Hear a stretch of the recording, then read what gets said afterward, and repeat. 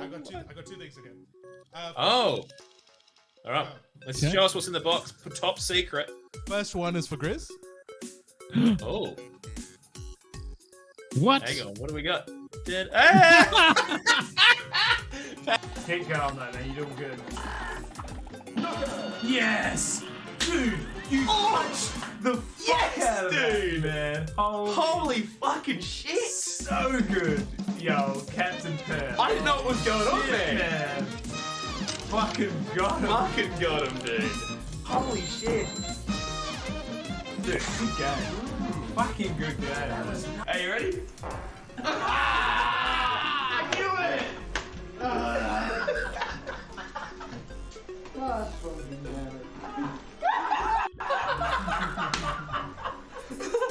Cap, look at my fish. Oh, wow. It's my little buddy. Ready? Bitch. Always steal those kisses from you. Always have to steal those kisses from you. Always have to steal those kisses from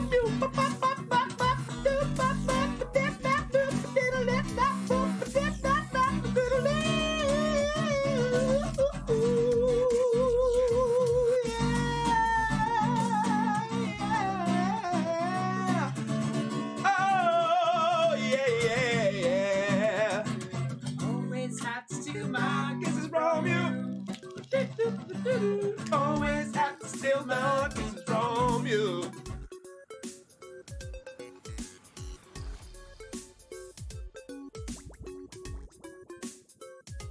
I got two things again. Oh. All right. Let's show us what's in the box. Top secret. First one is for Grizz. Oh. What? Hang on. What do we got? Keep going though, man. You're doing good.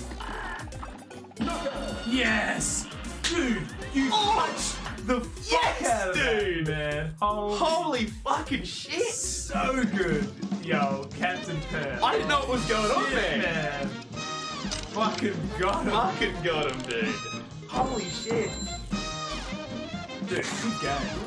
Fucking good game. Are you ready? I knew it!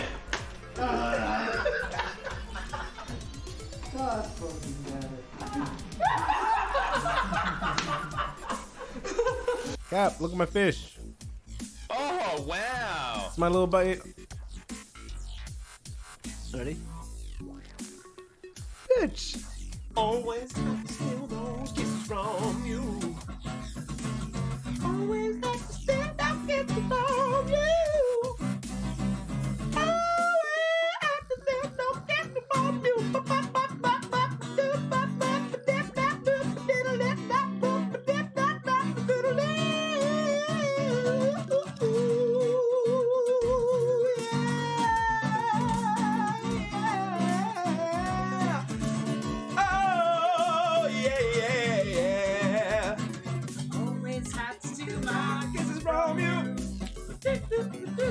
Always have to steal my kisses from you.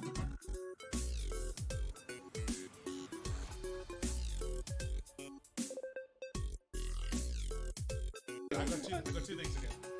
Oh. All right. Let's show us what's in the box. Top secret. First one is for Grizz.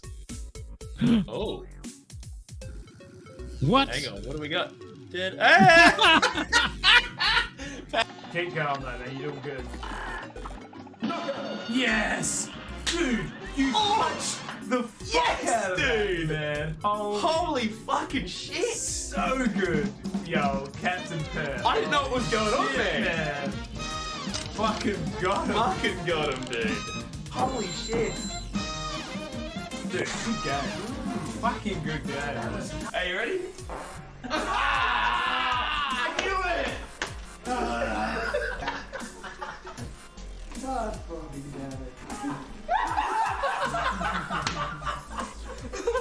Cap, look at my fish. Oh, wow. It's my little buddy. Ready? Bitch. Always have to steal those kisses from you. Always have to steal those Hello. Yo! How the fricks are going? Welcome on in, La Familia. Bloody Thanks for legends. joining. Appreciate you. Guys in the chat, I fucked around with my mic a lot, okay? So let me know how you think it's going. He Okay? sounds good, eh? He sounds good tonight. Real. Hey, fucking g'day, good. Jim. How is everyone? Hope you're doing well. Oh my God, we've got so much to go through. Yeah, Fucking this is hell. the biggest run sheet we've ever fucking had. And we've Yeah. said JD, this. we're talking we've about said this Angerfoot. 3 at the episodes end. in a row, guys. Jim. We've said this 3 episodes. Mate, in a that's row. something I'd expect from fucking Caging Runt, not you. Terrible, we can still hear you. Get wrecked. I thought better of you, mate. Uh, I'll put this down a Got little him. bit. Oh dear. Look, three weeks in a row we have Now had you've cut the top of your huge, hair off, huge Cap. episodes. What the fuck? Hang on, I'm working on it. hope I'm you guys are working pumped. on it. There we go. We probably want to get Yeah, we want to get pretty moving. stuck into it. Yep. All right. 3, 2, 1, go. Actually, is Welcome, you guys. Sukai here? Sukai. Sukai. Sukai? No Sukai. guys around here today. Sukai? You there, buddy? It's probably playing. What the fuck, Sukai? Is he playing Dude. fucking video games again? God How the damn it. fuck are we going to start the episode without him? Yeah. Dude, I'm getting sick of this. What do we pay this man for? Oh, wait a second. He pays us. Wrong way around. All right. Oh, wait, I should probably start recording. By the way, it's a drum kit behind me now. Cap, did you notice Yeah, that? I was about to say. Is that so when I tell jokes, you can go, Yeah, that's right. Yep. fuck, you'll have sore arms by the end of the night, mate. That deserves a fucking badum. Just go on, mate, quickly. Save him for the podcast. mate. All right. 5, 4. We got an intro.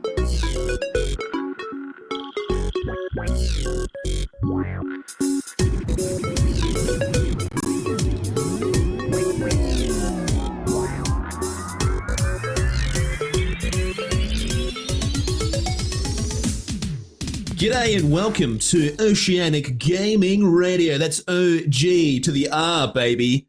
Great to have you here. Thank you so much for joining us for our weekly gaming topic discussions, banter, all the rest of it. My name's Captain Perth, and alongside me is Pavlova Face and Grizzly Gaming 86. Hope you're going well, guys. How the frick are you, Timbo? Oh, good, Capo. Really good, mate. 2 weekends in a row, Cap. I'm getting too old for this shit, but I'm hungover. I would blame it on you, but you weren't there, Cap. You weren't there, Yeah. so I can't blame it on you. Well, you're this trying to time keep around. up with me, right? That was Yeah. the issue, wasn't it? Yep. Giving up drinking, mate. I'm becoming a what is it? What is it? It's not celibate. What's not A hermit? drinking? Hermit crab. Yeah. You'll become a hermit crab. I'm going to become a hermit crab. Yeah. Okay. That's So it. what was the occasion, mate? Walk me through it.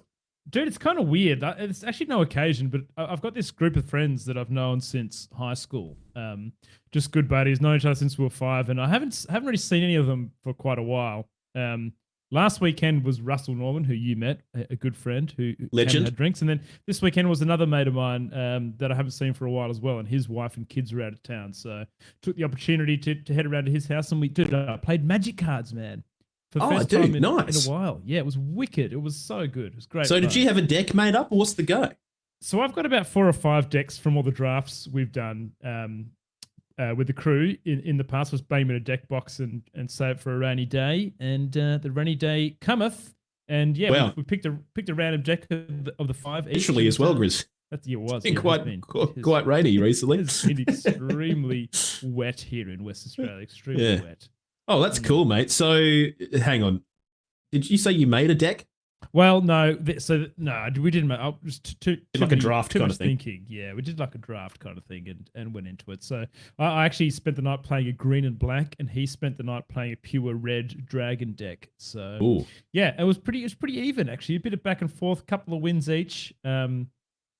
But yeah, no, great. What about you, Cap? What did you get up to, mate? What's been happening, Dude, I was actually just thinking about it whilst you were talking. I did fuck all. It was Nice. well, actually, we had a few beers on Saturday night with some friends. Caught up with them. Saturday day, I took my wonderful wife out shopping, and we ended up buying nothing, which is I didn't think that was possible when you took your wife out shopping. Where'd you go? Where'd you go to IKEA or something? Or was that something No, else? we went to what do you call it? Country Road. Oh, Country Road. Oh, yeah, essentially went take shopping me for home. clothes. Yeah, well, because Country she's Road's a pregnant and clothing she's shop. starting to expand. Yes. So we're trying to find some expansion clothing. So we're trying to buy the DLC for her tummy. Oh yeah. Yeah, right. So, The limited time DLC. Yeah. yeah, exactly. So yeah, just basically trying to find like some jumpers because she's only really got one that's going to kind of work, and you can't. I mean, I can just have one jumper quite happily and go along with my merry life like that, but apparently she can't. So she needs multiple jumpers. Tell you what, mate, yeah. I don't know what it is, Kat, but I've been getting into online sales recently. Oh, like I'm a Oz sucker Bargain for or something, marketing. or No, like I get an email from like General Pants and it'll be like, hey, there's 2 days left, 60% off store wide. And I would go and buy like a bunch of hoodies and some jeans and stuff. And they get delivered. It's pretty good, man. I've been minding it. Don't have to leave the house to go shopping. It's great. that's kind of fucking sweet though. That's good. I like that kind of shopping personally. The thing is Yeah, though, me too. man, is like I always find it difficult to find clothes that fit me nicely online. I just feel like when it goes to my sizing, buxom beauty as they call it on the interwebs, it's just a little bit hit and miss. So I tend to just go in and do it myself. And so therefore I don't do it very often. So yeah, but other than that, Grizz, no, I didn't do an awful lot, mate. Sunday we caught up with Mia's mum and dad and had dinner. I played. Oh, actually, that's one thing we need to talk about. I'm just going to do it here real quick. Is I played. It's called Metal Hellsinger. There's a demo on Steam. And so the whole idea is it's kind of one of these rhythm-based shooter games. So other examples of kind of similarities is the Cadence. What is it? Cadence of Hyrule? Cadence of Hyrule and Crypt of the Necrodancer.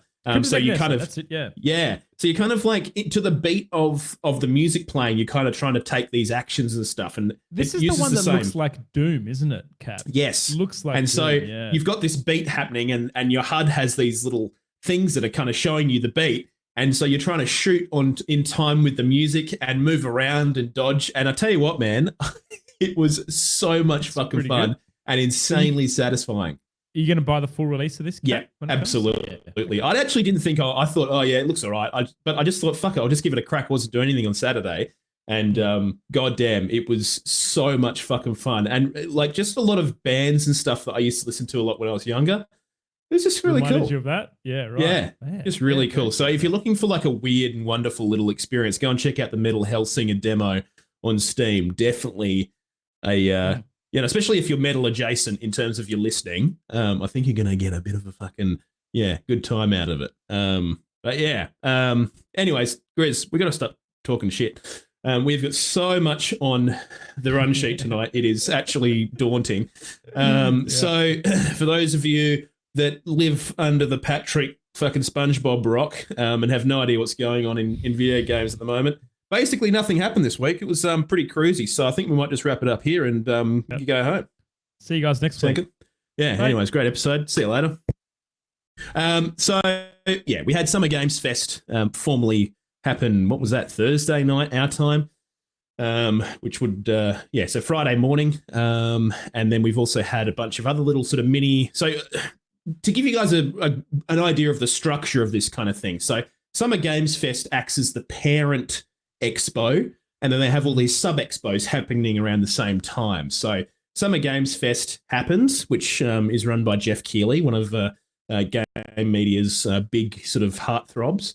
And PlayStation sort of tacked on their state of play earlier in last week, and Xbox Bethesda did their own sort of offering this morning, very early our time WA, or late evening for other people. So, and there was a bunch of other little sort of sub-expos in there, like the PC Gaming Show. I think Day of the Devs happened, which was a indie sort of showcase. Yep. Devolver Digital had their own showing as well. So, look, we're going to do our absolute fucking best to try and get through as much of this as possible within the amount of time that we have. So, strap yourselves in, and we're going to get fucking started. Now, Grizzly, so Summer Games Fest, obviously Jeff Keighley presenting a lot of the stuff, having a bit of a chat with devs and stuff. The first major announcement was what had been long rumored for a while now and formally announced at Summer Games Fest was The Last of Us Part 1. So we finally... Did you find it interesting, Cap, that they called it The Last of Us Part 1? Well, it kind of makes sense, right? Because they called the second Part 2, right? So they kind of have been, I guess, retroactive in their... Because I don't think they ever... I mean, they probably were like, oh, we'll definitely make number 2. But in the off chance that they didn't make number 2, they just decided to call it Last of Us, the original part. Okay. So, yeah. But look, The Last of Us Part 1 is a complete rebuild of the original game. Now...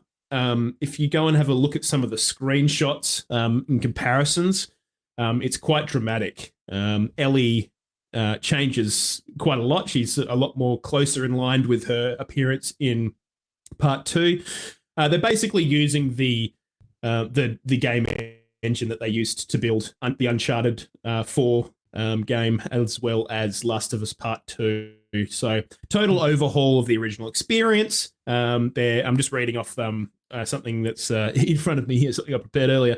Incorporating modernized gameplay, improved controls, expanded accessibility options, also talking brand new AI, and 60 FPS gameplay and new combat. So I guess they're kind of just taking what they had with number 2 and trying to give it the same kind of flavor to and lick of paint Fresh to number 1. Yeah, so Cap, we're seeing this come out September 2nd on PS5, and then I believe PC sometime after that. I don't know. We've had an official release on the PC yet, but something that stood out to me is they've already said the different editions that are going to be coming with the release of this game. So classic, I believe. Yeah, there's a classic, and then you can buy. I meant classic in terms of the just trying to squeeze the money, but yeah. You meant as a classic as a normal version. All right, so there's a digital deluxe edition, Cap, which offers a couple of customization options and gameplay tweaks, and then they've got this Firefly edition, which apparently I have heard the pre-sales to this have already sold out. So this comes with like a steel case book, some artwork. It comes with a comic. Some cover art and other bits and pieces, and they've actually already released the pricing for this already. And I think it was to do with the cost. The Firefly edition was $100, which to me, when you're getting comics and artwork and stuff like that, it's a pretty good. Yeah, good deal. I mean, there's a lot of people who are massive Last of Us fans, and I think obviously, Grizz, another thing to think about is we've the Last of Us HBO TV series has just finished up wrapping. We just finished wrapping up the what do you fucking call it? The recording or whatever you call it.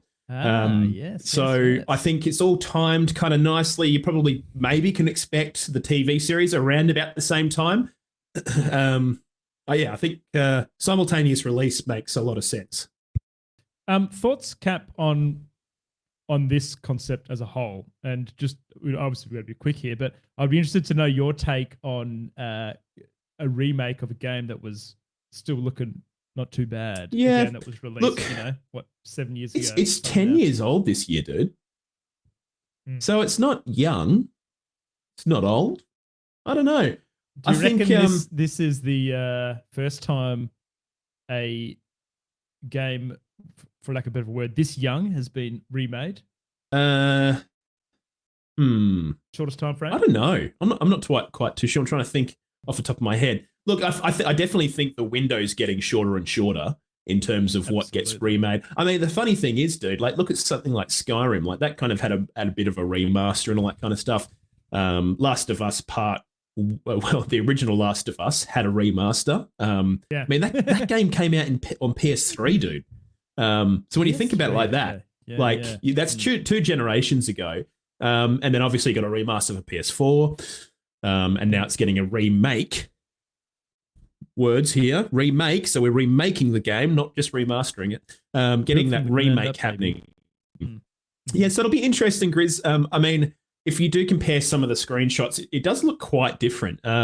Obviously, the environments are kind of supposed to sort of be reminiscent, but I think they've taken a little bit of creative direction themselves just to sort of, embellish, I guess. And it'll be interesting to see if they include some new stuff. But yeah, I tell you what, I am I don't know if I'll play it, to be quite honest. I think I've had my fill of Last of Us. I'll probably watch the TV series, but I'll tell you what, man, I'm not going to say anything, Grizz, because I want you to play this game. But there's something that happens. Dude, there's something that happens in the first kind of like couple of hours of that game that just made me fucking cry, man. And it's going to make you fucking cry. 100%. Okay. Yeah. And you're going to play it. No one in chat, if you're watching live from the Twitch chat, don't say anything, but it's going to get him. So someone ban caging right now before he says something, please. But yeah, look, overall, I think looks really nice, Grizz. I think the new engine just is going to take it to the next level. I think the way that they've kind of revised the kind of appearances of Ellie and Joel look really good and more in line with kind of the source material for part 2. I just think it just looks good in total. I think, yeah, I'm looking forward to it. More so watching other people experience it. I don't think I will, but yeah, looks bloody good, Grizz. Will you give it a crack? Hell yeah. I mean, you got to give it a play. crack. I will definitely play this. This is on my list to play. This has been on my list to play for quite a while, mate. And the fact it's coming to PS5, I'll just pick it up on there and give it a whirl. Play this brand new version, probably on release, I reckon. Might be a good time to do it. Yep, absolutely, Depending mate. Get in there. Don't get any spoilers. Comes out. Oh yeah, baby. We'll get into that later. But all right, moving along, Grizz. We got shitloads on the fucking run sheet here, mate. Real quick, Cap. Are we going to talk about The Last of Us multiplayer now? Here? Yeah, actually, do you know what? This is probably a good time. So there's a couple of things that were also announced. So I'm curious as to what you're referring to. Are you referring to Neil Druckmann, the art director for this game and series, he came out and said, we've got a new game in the works. It's completely multiplayer, open world kind of thing, and showed some concept art, which looks very Last of Us. Didn't give us an awful lot about what is going to happen in that game, but it just looked like post-apocalyptic kind of Last of Us, green, verdant green, kind of the planet's retaking the city, kind of apocalyptic sort of thing, and a couple of humans with guns and shit just sitting on a broken down building overlooking some kind of landscape in the middle of a city center that's kind of, again, been overtaken by overgrowth and whatnot. So is that the thing you're talking about? That is the thing I'm talking about. Yep. Definitely something to keep an eye on, I think. And just like spitballing here on ideas, Cap, but I think it could be something along the lines of like a PvE, PvP, similar to something like Tarkov, where you're going into these environments and there's obviously zombies and whatnot, and you're trying to loot stuff and get out or whatever it might be. But I think it's cool. It's a cool idea. A post-apocalyptic. Well, yeah, and I mean they kind of did it with the Division as well, Grizz. Yes, so maybe they might try and leverage something there and go somewhere in between. I think obviously Escape from Tarkov and the formula that they've gone for there has been incredibly popular. So if they can maybe bring that Last of Us kind of flavor, whether it's set in the same universe, I don't really know. But yeah, I mean, it was mostly just a bit of a, hey, we're working on something and here's a kind of sneak preview. And, they just like to get the big guys in there. So yeah. Anyways, Grizz, let's move along, mate. So Call of Duty, mate. It's been a while. We haven't had one for years, mate. It's been, we've only got a couple of them as well. So I'm glad that they finally bring out another Call of Duty. I think we're really starved for Call of Duty content. I think, FPS shooters, there's not many of them. So what do you think, Grizz? You reckon you're looking forward to get back into it finally after all these years? I can pick up on your sarcasm from a mile away, Capo. Dude, this is interesting. I don't know how I feel about single-player FPS games anymore. Like, I just feel like when we had them back in the day, it was because we didn't have these fantastic ability to have good servers, and maybe I'm completely fucking shit in the bed here, but I'm not going to go play a single-player FPS game these days. It just doesn't hit me in the right spot to go and do that. This does look pretty good, though. I will say, like it looks very nice. The sound design and everything else in this looks pretty dang good, huh? Yeah. Look, I mean, for those at home, the trailer just kind of is a bit of like a tactical mission where the Call of Duty boys they're jumping on a fucking oil rig out in the middle of a a rainstorm, and they're scooting in, and they're going to go and fight some bad guys. I think might be a missile silo or something. They're trying to stop the missile from being launched. You know, your classic Call of Duty thing. I don't know, Grizz. I just feel like, what the fuck else can they do with this game? Like, you know, they've done it all, man. You know, they've done old time, you know, with World at War. They've done, you know, kind of advanced war stuff with kind of spacey shit, and now they're getting to the point now where they're kind of trying to do so this is kind of supposed to be like a revitalization of the modern warfare part of the Call of Duty series, right? So they're kind of taking the old story and the old characters and reinventing it a little bit. So Modern Warfare 2 is going to be apparently different, but I don't know. Is there still a market for this? My understanding is the last single player COD game that they released, which I'm not sure what it is, someone may have to say, but didn't go so well. Is there still a market for these single player COD games? Look, probably. People still enjoying these? I would have thought that they wouldn't even bother making them if there wasn't really a market for it. I guess it just comes down to, can they iterate on the same old to a degree that actually is meaningful and interesting. You know, I look back to the glory days of Call of Duty, man, and like the first Modern Warfare, and you think about things like that sniper mission with Captain Price, and you're crawling through the grass and shit, and it's just, you know, it's moments like that I just feel like we will never really get with FPS because we've kind of done it all now. You know, maybe I'm just an old boomer gamer. And like, you know, the next generation of kids are coming through and going, oh my God, man, this next COD game's sick, dude. And it's just, well, maybe because they don't have that same experience that we've had with these games. So, but I don't know. I think it looks nice. Just a couple little things to add here as we're watching this trailer. So there's a bit of a description here. So game boasts of visual and audio feasts for the senses. Infinity Ward clearly prioritizing impressive weapon handling, evocative lighting, better bullet ballistics, and more reactive environments, and artificial intelligence. Now, there was one key bit in there where they were talking about the water physics in this cap.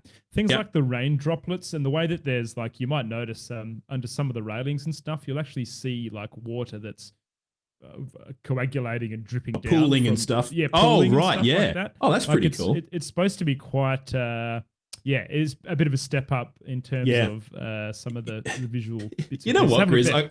I kind of feel like these games are like just kind of like a dev playground, because it's such a fucking easy concept. It's like, all right, what are we making? A fucking war kind of simulator. Okay, no worries. Well, let's just pump it with all this cool fucking tech shit that we have going on in the kind of space of gaming right now, and just like try and blow some minds along the way. And, you know, like you do appreciate the little things like that. You know what I mean? Like when you see stuff like you go, God damn. There's like some raindrops and stuff on your actual screen, it looks like. And then you look at the scope on the sniper rifle and you can see the raindrops on that, and they're changing with the rain that's landing on it. So it is, the attention to details is pretty dang good here for sure. It definitely seems like there is some pretty impressive kind of physics stuff, and I guess like graphical implements to kind of enhance your what do you call it, fucking atmosphere or whatever. But one thing that I did see, Grizz, is they're putting a lot of effort into things like, for example, this particular water level. All of those waves are kind of, you know, dynamically generated on the ocean. So, you know, your boat will react to those waves and all that kind of stuff. So, you know, I'm sure that will translate to the multiplayer based on multiplayer maps as well. So just something to think about. But yeah, look, it's a fucking Call of Duty game. You can imagine what it looks like. Just imagine the graphics dialed up a little bit more than the last one that you saw, and that's pretty much what you got. But you got all your boys back, you know, Captain Price, I think Soap, who's the other guy? Ghost, with the mask. Alejandro, I think, is another guy. So yeah, you got all your lovable characters. So if Call of Duty's your thing, by George, have I got something for you about Call of Duty Modern Warfare 2. But yeah, all right. Moving along, Grizz, we've got shitloads. All right. Now, we did speak about the Callisto Protocol last week. And I tell you what, dude, holy fuck. So we haven't really seen a good gameplay trailer yet, but Jesus Christ. Did you watch the whole thing, dude? I did. What the fuck? It is fucking brutal, Cap. It is so brutal, dude. So contextually, for people that are listening, The trailer is this kind of, I guess, swan song made by a bunch of ex-Dead Space devs because I never thought another Dead Space game would ever get created. Fast forward X amount of years, and we've got a Dead Space remake coming out at the same time. We've got this brand new Callisto game.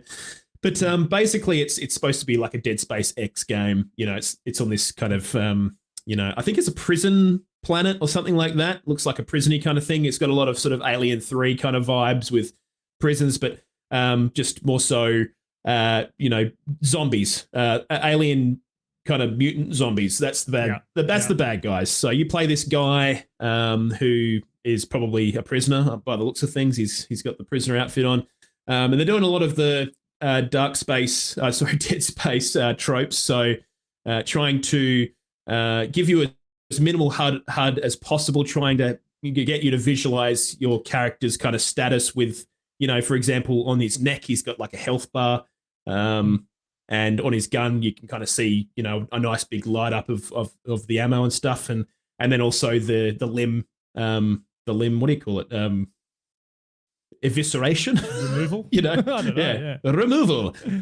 So yeah, the trailer kind of shows you a small snippet of the main character making his way through a med bay or something like that. And a little bit later, he gets into a pretty spicy encounter with a bunch of other zombies. And did you want to try and describe what happens at the end of this fucking trailer, Grizz? I'll just say my little piece here. So it just looks, we saw this last week, but it looks eerie, doesn't it, Cap? It has these. And one thing that I really like about it is the zombies are different. So you might have that are slightly more portly than others that are or slightly more taller. It's like I feel like the enemy generation is a little bit interesting. And we saw there has been unveiling of one weapon here. Potentially spoilers, so maybe mute if you don't want to hear this. But the devs talked about the use of a weapon called the grip. Then we saw a bit of footage of basically using the grip against some of these zombie prisoners and decimating limbs and sweeping the undead off their feet using this particular weapon, the grip. And so it's kind of like that gun out of Half-Life where it's like the gravity gun where it grabs things and shoots them away. Which there is that same gun in Dead Space, so they're definitely taking a lot from that original game. And you were saying Dead Space was a lot about limb removal and stuff as well, wasn't it, Cap? So is that in Dead Space? Is that essentially how you dealt with the enemies? You would remove their limbs. You could kind of just try to Monty belt Python them and chop the arms and legs off. Well, it tended to kind of kill them quicker or lead to their demise faster. But yeah, that was kind of the way about things. And like I said, they've definitely copied, the same kind of spirit of that game. But Grizz, the game looks really nice, very dark and dingy, but I think they do a really good job of making the environments look really sexy and the graphics look really good. It looks really nice. To be honest, Grizz, like this is my genre. I fucking love space horror shit. Yeah, this is my stuff. I've consumed every single piece of Dead Space material that is available and known to man. Okay.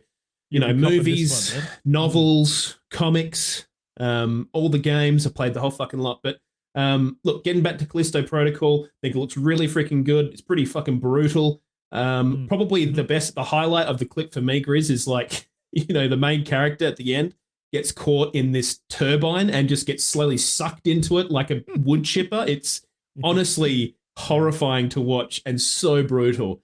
But yeah, very, very cool.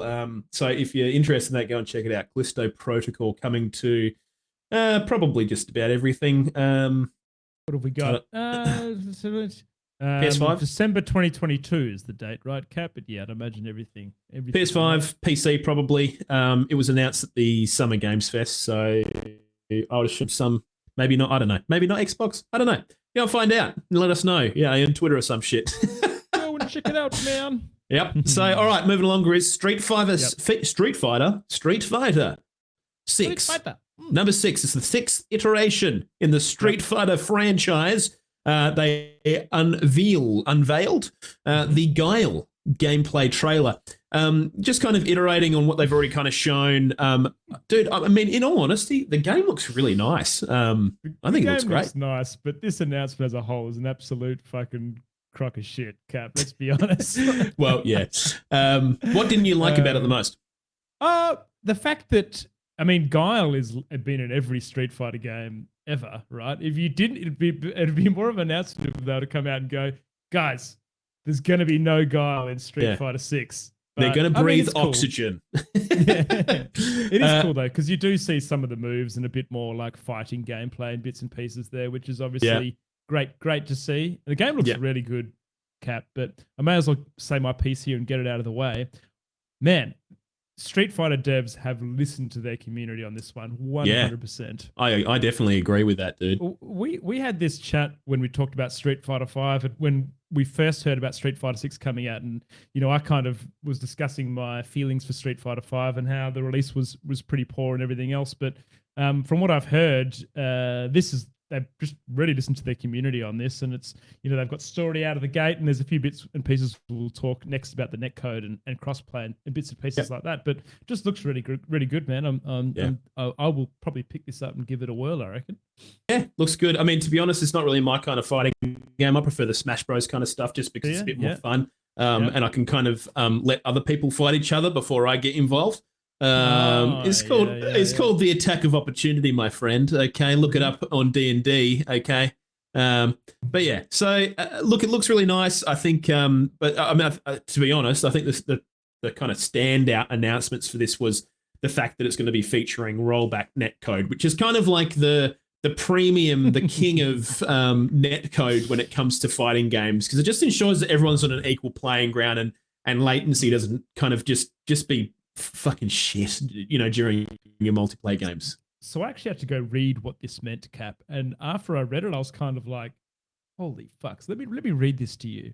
So, this rollback netcode is a technique to circumvent lag, where your input is predicted by the game while playing online, so there's no input delay.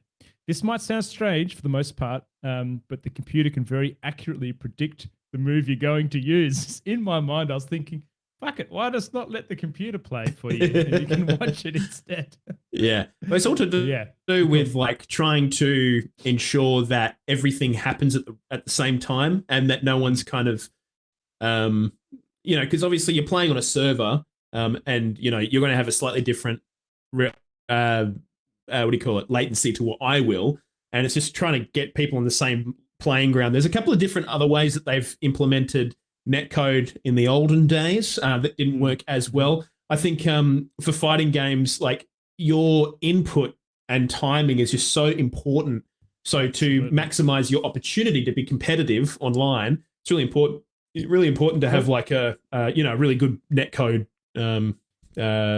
algorithm that basically sorts through these latencies and tries to figure out exactly who won. Essentially, this goes back to my chat about Street Fighter 5 on release, Cap, but the netcode was not good. Street Fighter 5 release. In fact, you couldn't play online on console from Australia because it would just be pure, just lag ridden, just unplayable. So you were stuck with offline versus mode. So yeah, this I think it's like I say, I think this is definitely Street Fighter devs listening to their community, and it looks good. And I like the way that they've kind of released little bits and pieces. So we now know, Cap, we now know we've got Ryu, Chun-Li, we've got Guile. Yeah. We've also got a couple of new guys, Luke and Jamie as well. So they are the released characters so far.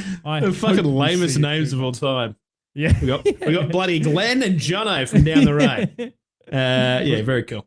Well, looks pretty nice. I got to admit, I kind of like the kind of painty splash art kind of things they've got going on with kind of like the effects of you hitting one another, kind of that graphic kind of graffiti thing going on, but it's definitely not going to be for everyone. Some of the guys at work were like, "Oh, it looks fucking shit," and I was like, "Mate, it looks sweet." But one thing that I do want to add here, Cap. So this is Unreal Engine 5. And I heard there's a popular fighting streamer called Maximilian, and he was talking. He went to like the dev showcase for this and actually showed up and got to play a bunch of the game. But he was talking about, and I may as well pause the video here if I can. But they were talking about like the way that the muscles work. So Unreal Engine 5 has a something that like works out all the muscles in the body and the veins and everything else. And so in the cutscenes, when you see like Ryu stretching his chest muscles out, you can literally see the muscle fibers that are tensioning through his chest and that kind of detail. Very, very impressive, mate. Very Crazy. impressive. Yeah, they use Pav as a model for that one, I believe. You heard it here first. Yeah, they haven't released that info on Summer Games Fest yet. It's coming soon. All right. Moving along, Grizzo. Very, very cool, mate. All right. Alien Dark Descent. Now, I just want to kind of give people at home that are listening and in the Twitch chat, we're kind of just doing the highlights here. There's so much shit that was announced. So if you want a full list, obviously go online and go and check it out. We're going to go through as much as we possibly can today. But yeah, so anyways, back into it. Aliens Dark Descent, Grizz. Now, it's the trailer kind of just is like a pretty classic.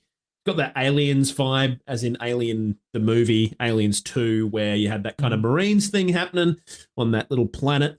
Looks like they've, basically tried to recreate that, and they've given us about 10 seconds of gameplay of this new Aliens game right at the end. So, funnily enough, the main character that kind of you follow, he looks insanely like, just like so much like the Promethean guy out of Prometheus, like the bad alien guy. He's got a very well, I'm just looking at it now. He's got a very similar facial structure to that. So I don't know if that's supposed to be like a bit of a how you going, but anyway, so it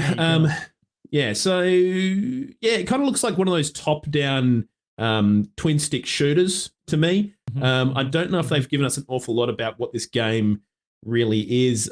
Some people are saying it's an RTS. Well, I've got here, Cap, that it is a squad-based single-player action game. In real time, is what I've got written here. But this is coming out, Cap, on PC and console 2023. So we've still got a fair while on this one. But I don't know. Yeah. What's your thoughts on this, Cap? I think it's so we had Alien Fireteam. From what I heard, there were a lot of people thinking potentially that we might see Alien Isolation 2. That was the thing. I think when this dropped, people thought, oh, shit, this is Isolation 2. And obviously, Isolation had great critical acclaim. The more recent Alien Fireteam, which was kind of like going after that Left 4 Dead kind of formula, didn't quite hit the same notes as other ones. And to be honest, mate, a lot of the Aliens and Predator IP franchise games haven't really performed that well. So I guess this is their next stab at trying to make a decent Alien game. What do I think about it?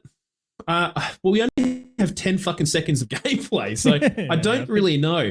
It depends on I mean, even so, like it's a squad-based isometric shooter, apparently. So how does that translate? It says real-time. Is it supposed to be kind of XCOM-y? I don't really know. How do you use your squad? Like, how does that happen? That's what I mean. How do you... I guess you kind of got that in Mass Effect where you roll around with some dudes and they have an AI where they go and do stuff. So, I don't know. It'll be interesting to see how they go about just, I guess, the overall control of your squad. It's single player. So, how does that translate? If it was kind of like one of those top-down kind of twin-stick shooters, I'd be fucking all for it. I reckon that's a sick idea. What is a twin stick shooter? What is that? I'm trying to think of a good example. Anyone in chat got a decent one?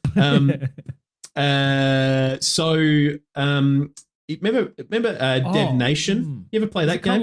Is it kind of like Bullet Hell, where you're like dodging and shooting? Sort of, but kind of a little bit more slowed down. What about that that Marines game that we almost played that time that you'd played with Mikey? Hellraisers or something? Helldivers. Yeah, kind of like that. Yeah, that's a twin stick shooter. Right, So that's the kind of vibe you're going for. I thought that's what this was, but I don't think it quite is. Just based on kind of the wording they've used. The fact that they've used the word real time, I'm kind of like, it's a shooter, right? So I don't really know. Are they doing like an XCOM kind of tactical thing? Maybe. So who freaking knows? But yeah. So there you go. Look, so aliens. yep. Anyways, okay, that's that one. Moving along. Witchfire Grizz. Now, have you seen this game before? So I hadn't, but I went and did some research on this today, and this is an interesting one, Cap, because apparently this was first revealed at Game Awards back in 2017. Yes, And- it's been a while since I've seen this game. Have you seen it before, and how were you previously excited about this game? Because this kind of looks up your alley to me, Cap. A little bit of like I don't know, it's kind of like a futuristic first-person shooter that melds in some magic use in it as well. It's kind of like medieval meets.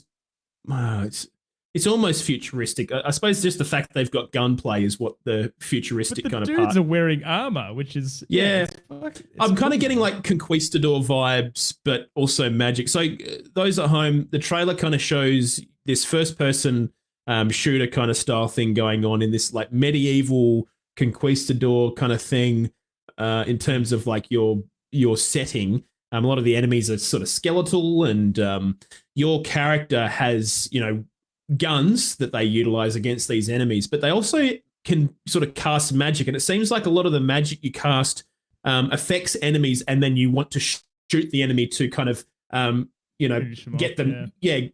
Like you'll fire a fireball at an enemy, and then they start glowing, and then you shoot them to actually get the spell to go off, kind of thing. So it looks really nice. I noticed in this trailer, Cap, and it seems to be something we've seen not for the first time, but a lack of a HUD.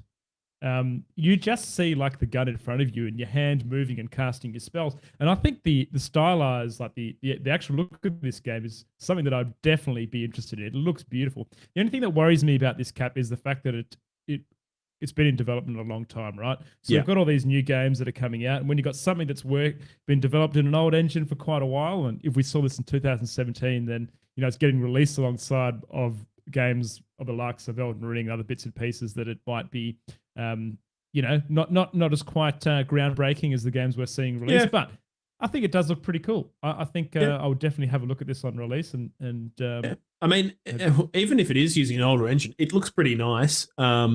You can still get a fairly decent amount of performance out of those older engines and still pump them full of reasonable looking graphics. I mean, looking at this, some of the spell effects look pretty nuts. Pretty good, and it? just combining I that guess, with the firearms. I guess modded Skyrim looks pretty good these days. And how old's Absolutely. that game, Cap? Okay. Yeah. It's all relative though, isn't it? You know what I mean? Like, but yeah, it looks really cool. I think one thing that I really liked was like one of the spells was like the character summons this sort of celestial bell that's like a ghost, and then shoots a couple of guys, and then shoots the bell, and the bell does a big gong, and then all the enemies beneath the bell just blast away. I thought that was really cool. Yeah. So if they got a bunch of cool spells like that, I mean, it looks really cool. The only thing is, I don't really know what the story is going to be like for a game like this. Like, I would hope that they've got a pretty captivating story to carry this, because not that it doesn't look good, but I just can't imagine myself really wanting to just run around in a sandbox and do this. So I don't know. We'll see what happens. Looks pretty cool. Witchfire looks like it's coming to Epic Games Store, and fucking what else we got? That's about it at the looks of things. Epic PC only, perhaps. It had Unreal Engine marked there, so I was assuming this would be developed in Unreal Engine 4 as well. I would assume. It says here, Grizz, from the creators of Painkiller, Bulletstorm, and The Vanishing of Ethan Carter. So fairly decent pedigree of gaming development. But yeah, looks pretty cool. Go and check it out. All right, moving along. Now, Grizz, I tell you what, mate, this year just seems to be the year of space horror. Like, dude, we've just hit this particular point in time where obviously 5 years ago, devs were going, mate, do you know what there's not much of? Fucking space horror. And now we've hit the point where all these games are coming out because they've all had that fucking conversation 5 years ago. And we've got this new game called Fort Solace coming out. Before we jump into this, Cap, do you think that Summer Game Fest did this right? Because they started with Callisto Protocol, and then there is a fair amount of like these sci-fi space games that go after them that are kind of, I feel like they're all in the shadow of what we've already seen. The Summer Game Fest, I do think that Fort Solace is going for something a little bit different. So the way that I've seen this one described, and I mean, I obviously haven't played it, and I've only seen the trailer, but they've kind of said it's kind of like a mix between the movie The Moon and Dead Space. Now, there's no zombies or anything in this particular trailer, so I'm think maybe they're going more towards the psychological thriller.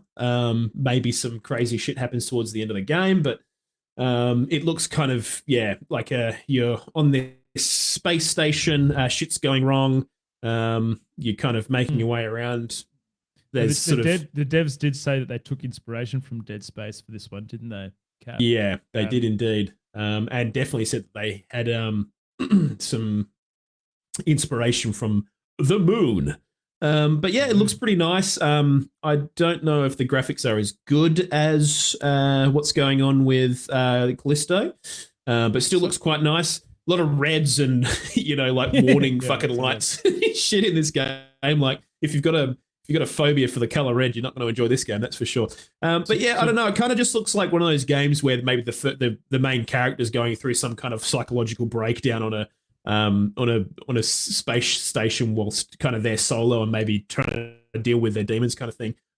Could be wrong there, Which but I that's like. kind of the I vibe. like the idea of that. What was that really early horror film, Cap, that was kind of like that? That was quite groundbreaking. Wasn't the one with Sam Neill in it, was it? Maybe, and it was like an abandoned space station out in the middle of nowhere, and it all ends up going absolutely. It wasn't called The Moon, was it? No, wasn't called The Moon. No, it wasn't from this. Someone will post in chat, I'm sure. There's been a couple, but I don't know how many times this kind of thing's been done in gaming. Spaceballs. Spaceballs. Thanks, Gazi.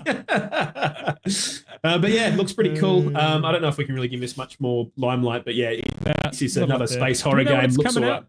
I don't know if it's got a release date. Actually, it's got Troy Baker.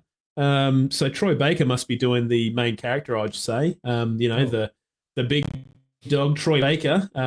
We're now showing Mario Strikers on stream. Get that out of here, check Go that on out. to the next one. All right, moving along. Another space horror game, just because two wasn't enough. Routine. Now, Grizz, I didn't get an awful lot of time to watch this properly, but it looks kind of like, again, fairly similar, space stationy. So, Cap, this was first announced a decade ago with early development footage shown in 2013 before it effectively dropped off the face of the planet, which was a shame because this survival horror game had plenty of tidy ideas. I'm just reading off a script here, Cap. Hope you don't mind. Is that a pun? Dropped off the face of the planet? Well, yeah, maybe.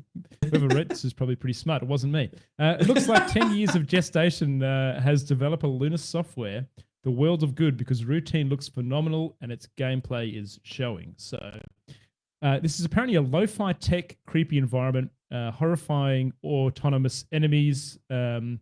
It's heading to PC, Xbox Series X, Game Pass, although we don't know the release window yet. So I think that this actually looks pretty decent, Cap. But interesting that it's been 10 years, mate, that this has been in development for or announced. Yeah, I'll tell you what, Grizz, I'm getting strong Soma vibes. You play that game?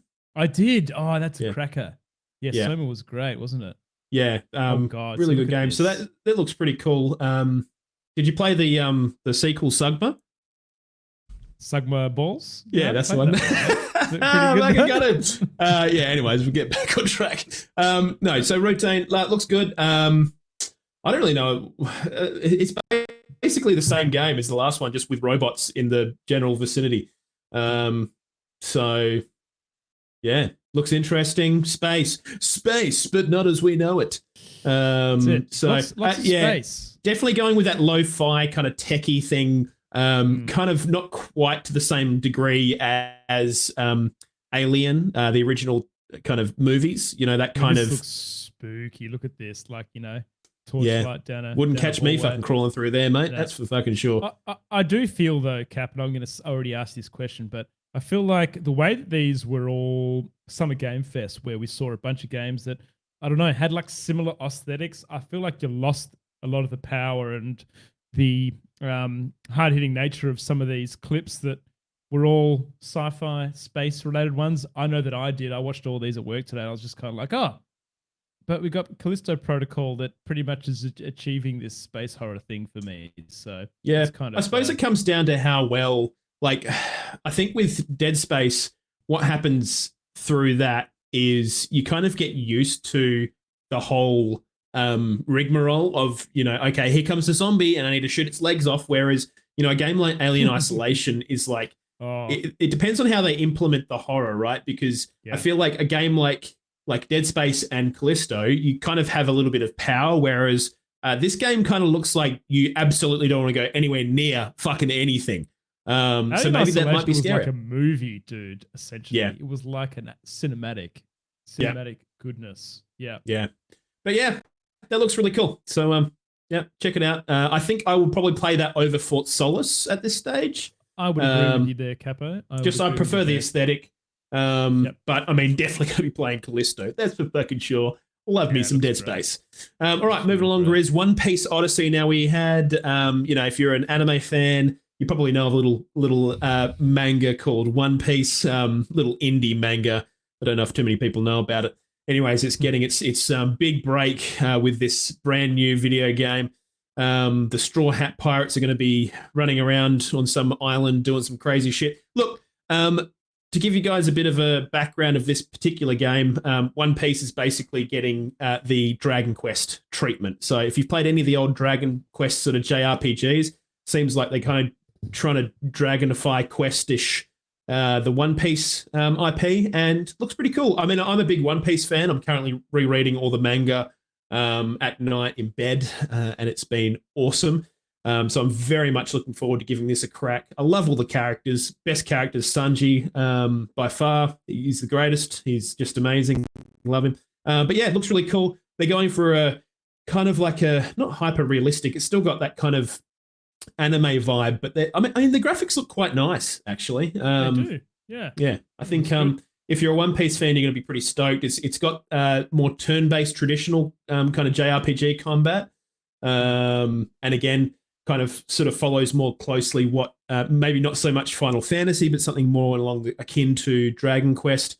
Brand new story. Do, Cap? I don't know if I've ever played Dragon Quest. But Well, they were just kind of a bit more whimsical with their monsters and stuff, a little bit less self-serious, whereas Final Fantasy was, pretty fucking serious at times. yeah. The new ones look even more serious, mate, don't they? I think the Final Fantasy 16 looks mate, step up yeah, and Final beyond. Fantasy Game of Thrones.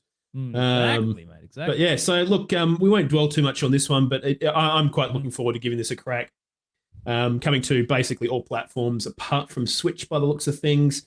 And yeah, follows a brand new story, so you don't even really need to know the characters if you want to give it a crack. So there you fucking go. All right, moving along. In my notes on that one, Cap, I've got Capo's Baby. That's all I've written on that one, mate. So Capo's Baby coming to you first week of October. That's my actual baby, not One Piece. Oh all right, Stormgate. Yeah, it's happening. Stormgate, Grizz, did you read much into this game? I did a little bit, yeah. So this is a brand new real-time strategy game, Cap, from ex-Blizzard veterans, known best for their work on StarCraft 2 and Warcraft 3. Just from reading that, I was like, hell yes. Because StarCraft 2 was groundbreaking for me in a lot of ways, and Warcraft 3 also was groundbreaking for me in a lot of ways. So kind of hearing that we got the devs from ex-Blizzard, and the fact that they're ex-Blizzard is probably a good thing as well, Cap, because Blizzard's shit in the bed with Diablo Immortal, etc. So look, I had the same kind of reaction when I heard that, and then they announced that it was free to play, and I went, ooh. Oh, I didn't read that.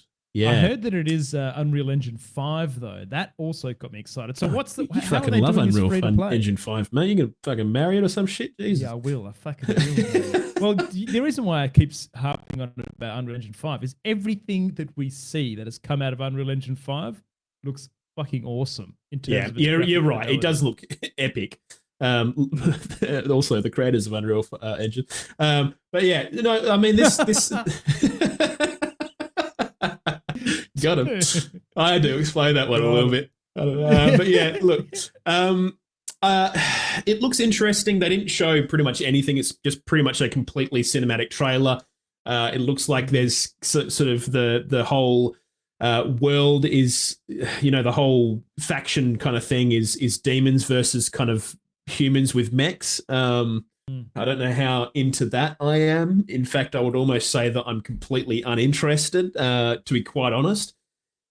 But who knows? Could It's be all interesting, right. Cap, but as soon as you read that it's free to play, you've gone, ugh. Like, and you kind of, I kind of feel that way as well now. Why is that? Is that because we know they're going to have to monetize this somehow, and it's probably potentially going to be shady And monetization? that's always the big question: is how is it monetized? Is it just cosmetics? Doubtful.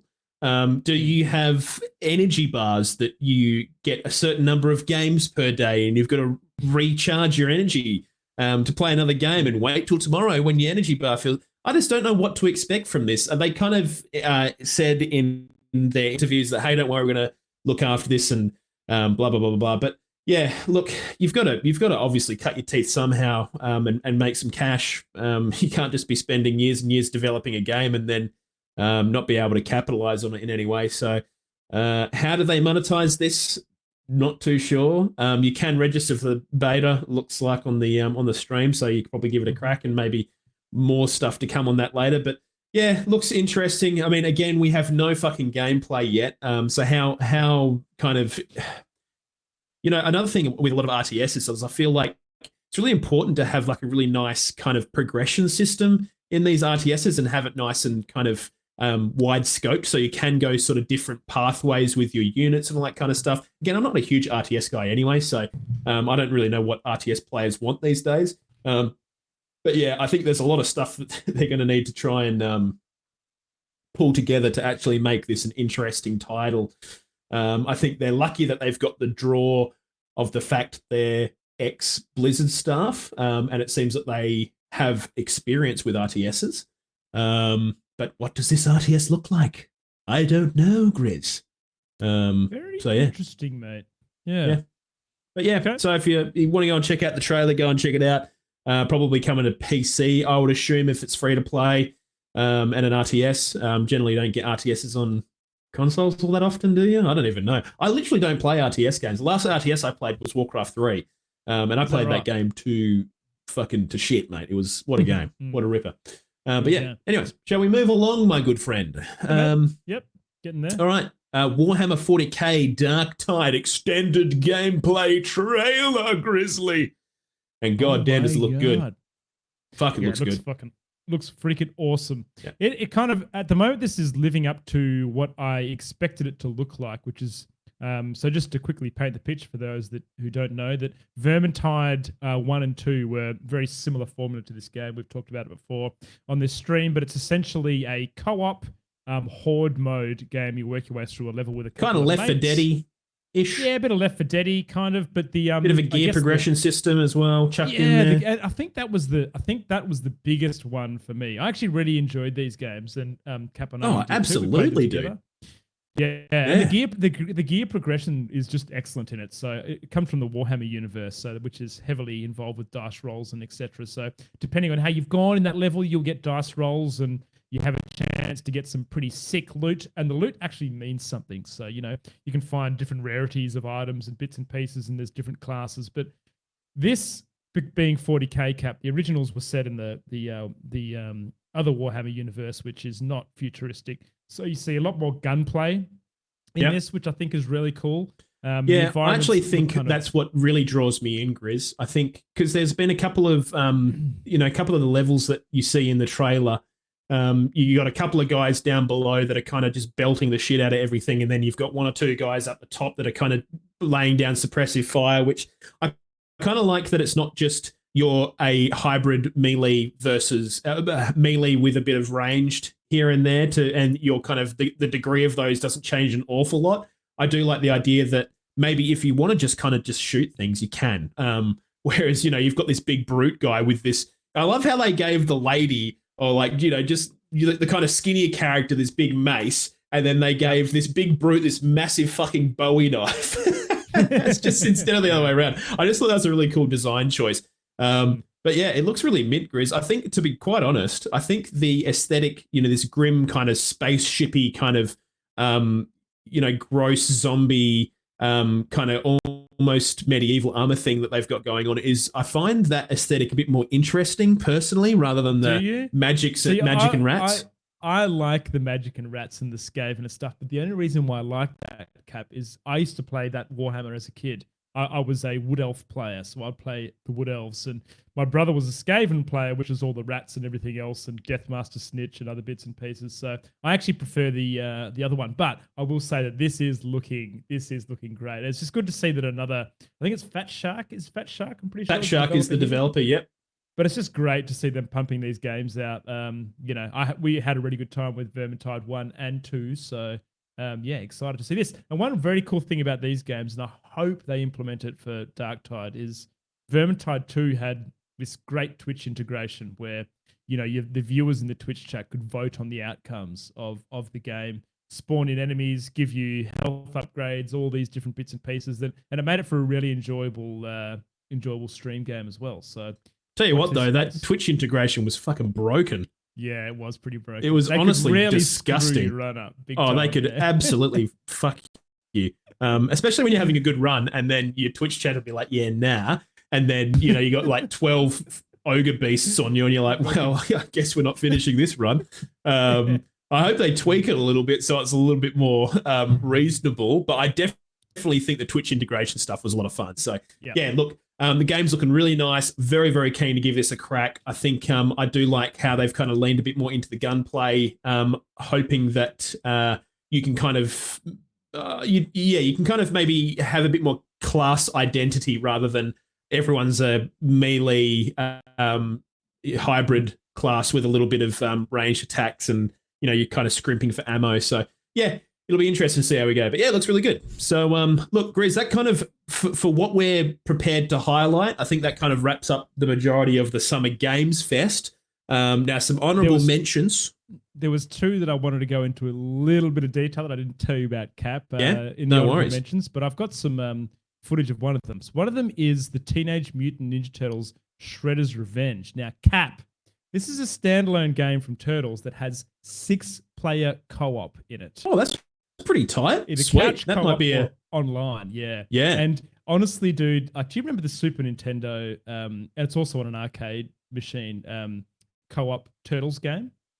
It vaguely. It kind of looks like that, but yeah. So you've got the 4 turtles. You can play April and Pav. Who was the other guy? What's his name? That boss name in that trailer was called Turtle Tenderizer. Casey Jones. Casey Jones. That's it. Yeah.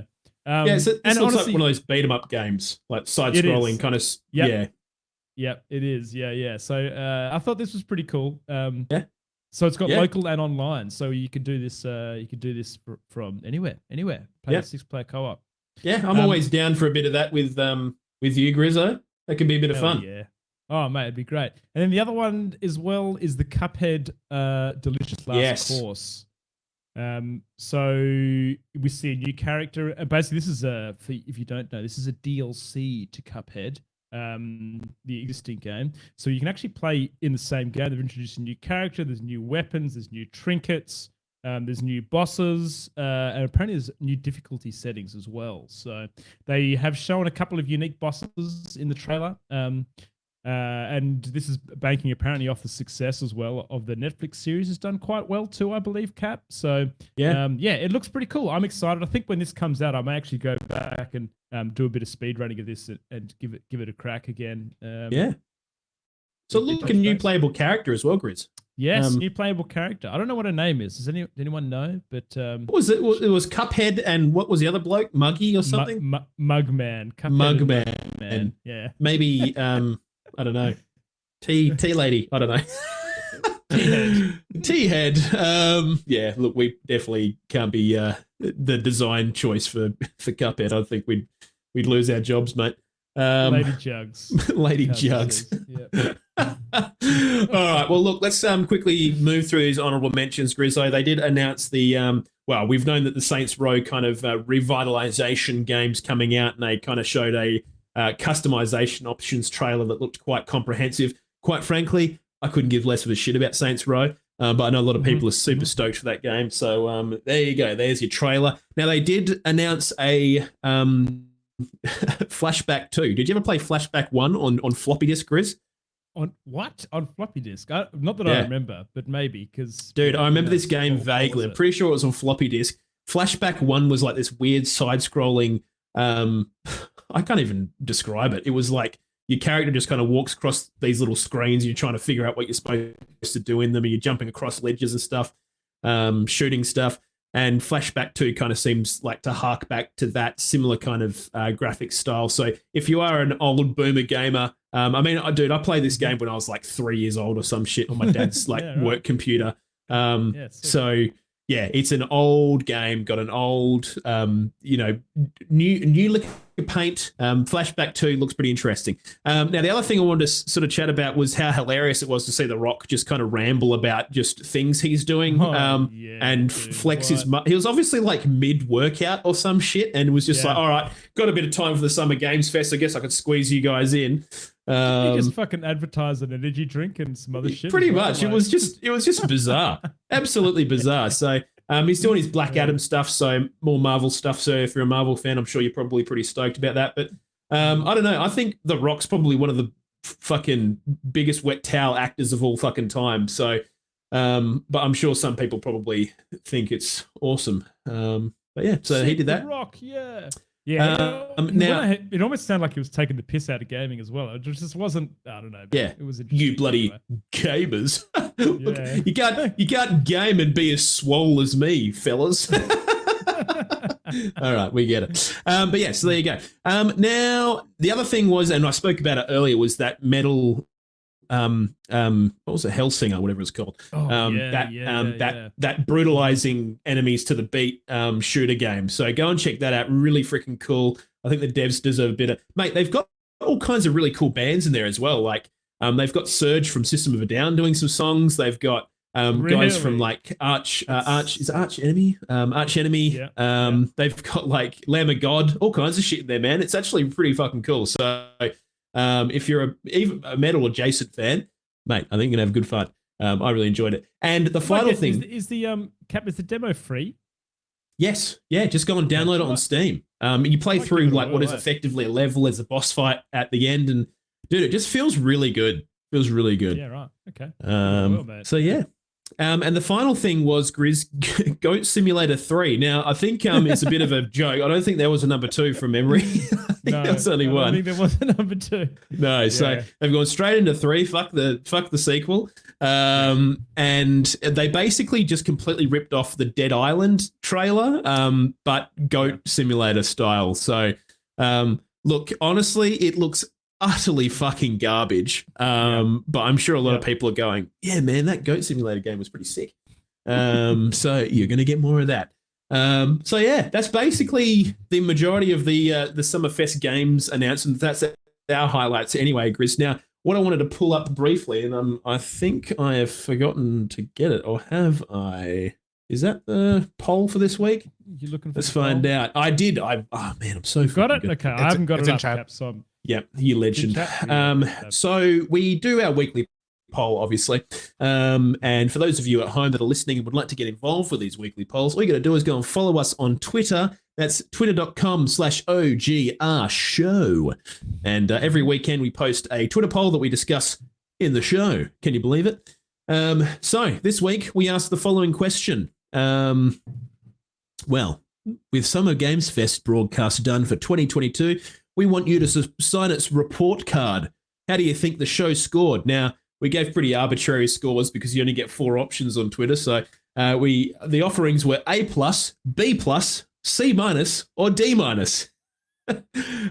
So, Grizzo, you want to go through the results for us, mate? Absolutely, mate. So we had 16.7% of the vote in A, 41.7% of the vote in B+, 33% of the vote in C, and 8% of the vote in D. So B won overall. So what does that tell you, Cap? I guess people were kind of receptive to the Summer Games Fest. It was okay. I think it was just okay. I think it was just, well, I mean, if you look at the split, it's kind of somewhere between B+ and C-. I think it was just mediocre overall. I think. Where did you put your? Look, I voted B+. I thought it was okay. I think the big problem is, Grizz, is we've got Jeff Keighley all year going on and on about how big the Summer Games Fest is going to be. It's going to be the biggest thing since sliced bread. And we've just had E3 kind of, well, we'll get into that later on, but E3 has been pretty quiet recently. There has been some news surfacing that maybe there will be some stuff next year, but for the current moment, we didn't really know an awful lot of what was going on with E3. And I think people were probably expecting a little bit more from the offering. What was the headline, Grizz? A fucking Last of Us Part 1 remake. Yeah. That was the headline. I feel like we knew pretty much over half of the offerings that were Yeah. at this Summer Games Fest. But Cap, it's interesting, right? Like, because I feel we're gonna go ahead and talk about this after this, but we're gonna talk about the Microsoft Xbox announcement. I just feel like there wasn't a heap for him to talk about, and for the presentation as a whole was fluffed out full of stuff that was just trying to 2 to make it hours work. of. And do you know what? The other thing that really didn't annoy me, but it just kind of just like, it's just like, oh God, again. It was just, everyone was just like sucking Jeff Keighley's dick the whole fucking time. And I was just like, dude, we get it. He's a good guy and he's doing so much for gaming. The thing is, like, you know, at the end of the day, Grizz, Jeff Keighley and Summer Games Fest can only show what people want to show, right? So it's not like they're developing the game. That's so exactly right, mate. I think he did a good job, but I just think he didn't have enough content there to make it decent. And come on, Cap, fucking, did they buy The Rock from Cameo or what? Because he was not there in heart. Like, he fucking was just there to plug his energy drink, and it was the most fucking like, oh, do I really have to do this? Like, for me anyway, I kind of just felt like, his PR guys walked in and gone, here's your phone. You're doing a fucking live cut straight to, you know, fucking 1 million people watching the Games Fest. And Rock's just gone, oh, okay, what the fuck's this shit? Did he do and it here's live, the script. or was it pre-recorded? I think it was live. I thought it was live, but maybe not. I don't know. It was a bit weird though. Sure. But yeah, anyways, look, I think overall I can understand why people were like, you know, maybe not entirely disappointed, just thought it was a bit average. But yeah, look, it was okay. It was fine. We're going to be talking about the Xbox Bethesda showcase momentarily, but I think that in terms of showing was more impressive. Now, it is important to kind of, I guess, note is Summer Games Fest at the moment, at least to me, has kind of become the E3, except they're not really doing it all on the main stage at the same time under the same banner. So they kind of just, Jeff Keighley's kind of brought this vehicle being the Summer Games Fest, and everyone kind of just plugs their own kind of shit either side of that. And so he's just kind of scrambling to get in as much as he possibly can. But yeah, look, it was okay. I kind of almost feel like, are we being kind of spoiled? You know, like it's like, there wasn't enough game announcements. You know, like Well, I'll tell you what, Cap. Going through it with you now and talking about it, I actually feel better. I gave it a B, and then after I reviewed it today, I was like, no, actually, maybe it's worth a C. But now after I've gone through it with you, there is some stuff here that I think genuinely excited about. I think there's some little nuggets in there that are pretty cool. I mean, a lot of it, like you said, we already knew about, but hey, it was pretty cool. Now, Grizz, look, we got a pump, baby. We got a fucking pump. We are at probably just over an hour of length already. I think we're probably going to be squeezing towards 2 hours, Pav. Sorry, pal. I think we're going to have to, mate. We're going to have Cancel to. your date, Pav. Cancel your date, mate. You don't need any of that shit, mate. You got us. All right, so Xbox. Got a haircut and everything, Cap. Fuck. Oh, really? Fuck yeah. Well, I mean, he does look really sexy, like especially sexy. And if you want to see Pav in all his glory, you can just go and check out that little Spotify video down the bottom there and just, look at him. Beautiful. All right, Grizz, let's jump straight into the Xbox Bethesda showcase. You didn't say he was single and ready to mingle, but I'll say now that we've made single and Pav ready to blush. mingle, ladies. Yep. All right, Starfield, Grizz, we finally got a gameplay reveal. I was going to be exceptionally worried about the release of this game for next year, like start of next year, if we didn't get this, but we did. Thank fuck. Now, I'm just going to give everyone an idea of the overall kind of reception of this trailer. Everyone's calling it No Man's Skyrim. And the first thing I thought when I saw this, I was like, it's literally just No Man's Sky crossed with Fallout. And I think that's kind of the vibe we've got. Like, it's insane how similar some of the mechanics in this game are to No Man's Sky. But anyways, let's get to it, Grizz. All right, we really finally good, got it. Cap. So it is coming 2023, I hear. And like you say, Cap, this was a fully fledged gameplay trailer. So we saw We got some 15 complex, minutes of raw, unadulterated gameplay. Not really. There were a few cuts here and there. So what are some of the vision we see? We see some combat, Cap. See a bit of combat. We see a bit of story stuff. We We get an idea of what the customization options are for your character. We get an idea if there's crafting components. But yeah, basically what they showed was the main character, like sort of a bit of a preamble into the game. The first kind of little bit of it where your character has landed on this planet and you're investigating this space outpost on this planet with your little robot mate. You're kind of walking down this kind of barren, kind of Marsy landscape. You're finding these plants and stuff along the way, resources. It's so much like No Man's Sky. It's unbelievable, isn't it? You literally have a laser that you use to procure like iron ore and shit out of the land. So they've definitely taken a lot out of No Man's Sky. It's I guess in terms of visual style, it's a bit more realistic than No Man's Sky. It doesn't have that kind of whimsical color palette, but it looks quite nice. Very Falloutified. Everything seems to have a level attached to it. Looks like you might be having to manage your oxygen and CO2 levels just looking at the HUD. For some reason, the main character has fucking 10 frag grenades in his inventory at the beginning of the game. That seems like a lot to me. Anyways. Well, one thing, I don't know if you noticed this, Cap, and I'm sure we'll see it in a little bit, but the combat seemed a little bit funny to me. I thought it was a bit janky. I was talking to Pav about this earlier. Like, he walks into this room, we aren't there yet, and there's a bunch of guys with guns, and the character isn't going and trying to find cover. He just stands there and aims at them and like shoots them and somehow slows That's down. That's why I thought it looked very Fallout-y, dude. It's just like walk in, press the left click button. One thing that I thought was hilarious is the guy throws a grenade, goes for cover, and then before the grenade even goes off, he's like runs straight back out of cover. It's just like, why did you throw that grenade? It was fucking useless. And he kills the guy before the grenade goes off. I mean, whoever played this and recorded this, I don't know if they were very good at the video game. I'm going to be honest with you. Yeah. Like, there's just like, I don't know. I feel like if you're trying to show your game off like this, okay, here's some combat here. Look, out in the open, this guy's running at him. He's just like, I just feel it is bizarre. It's a bit bizarre. Like, it definitely is giving me Fallout vibes. In terms of the combat style. So for those at home kind of listening, if you've played the Fallout series, it's kind of got that gunplay element where your character kind of just walks through the middle of no man's land and just does whatever the fuck they want for the most part. Not an awful lot of covering.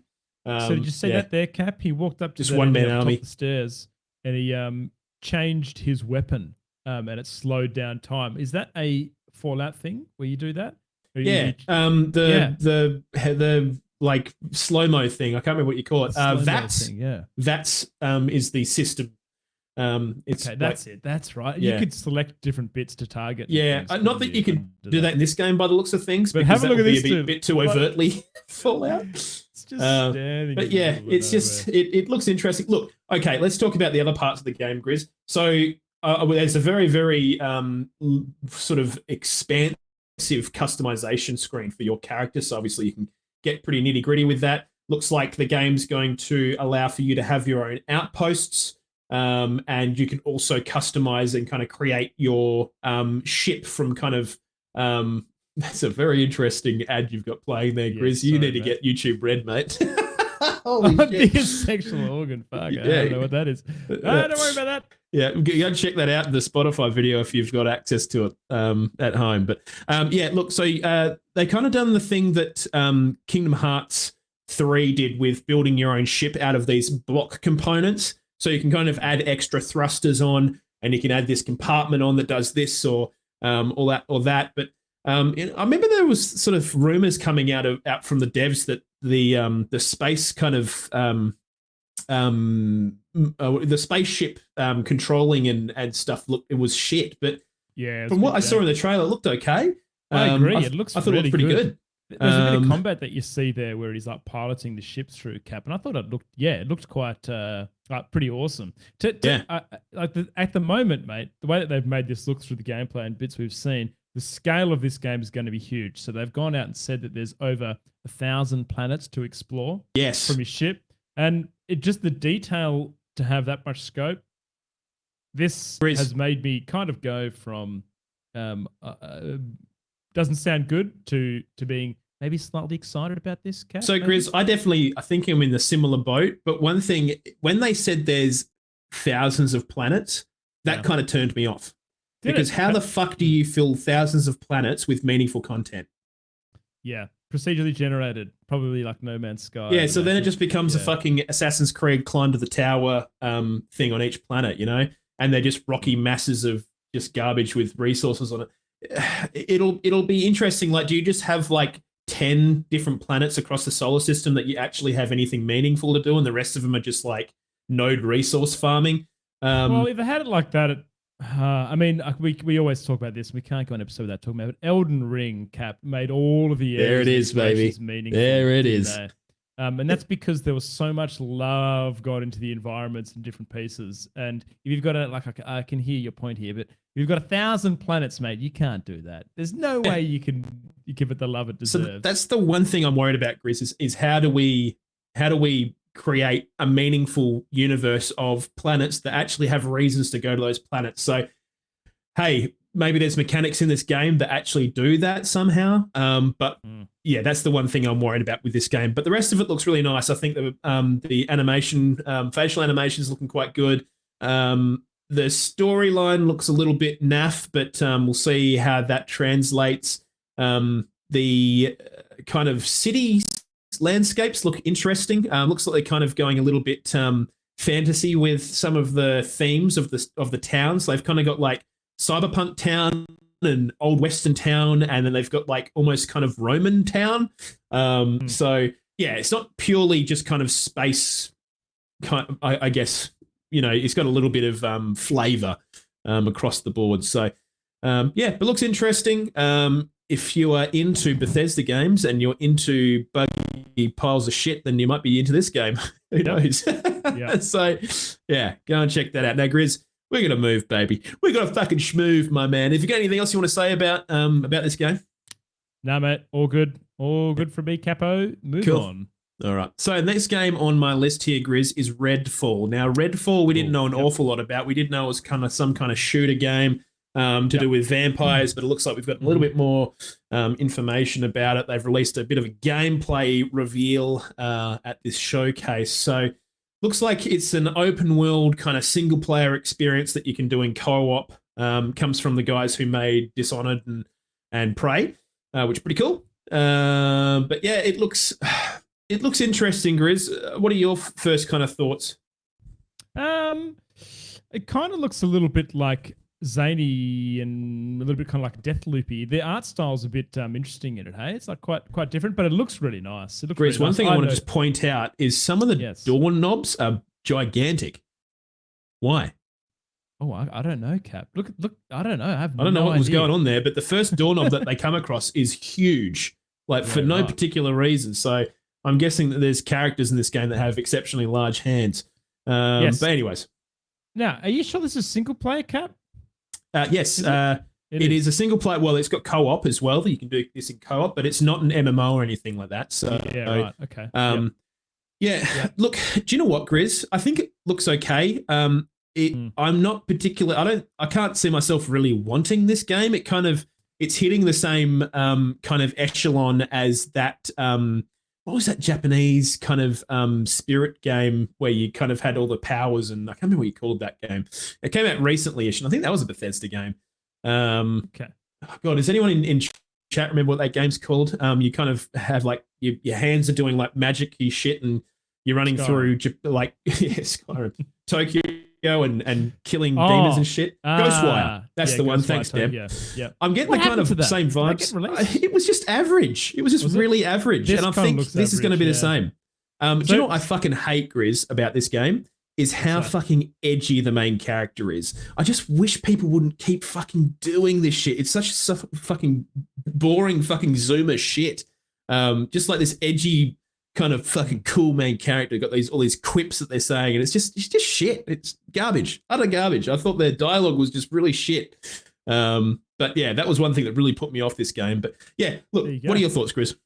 Well, from what I hear, I've read here that it's kind of like a Back for Blood multiplayer co-op kind of thing with like Deathloop style graphics, a bit zany, a bit out there. which doesn't sound anything like I would really enjoy. Maybe the co-op bit, but yeah.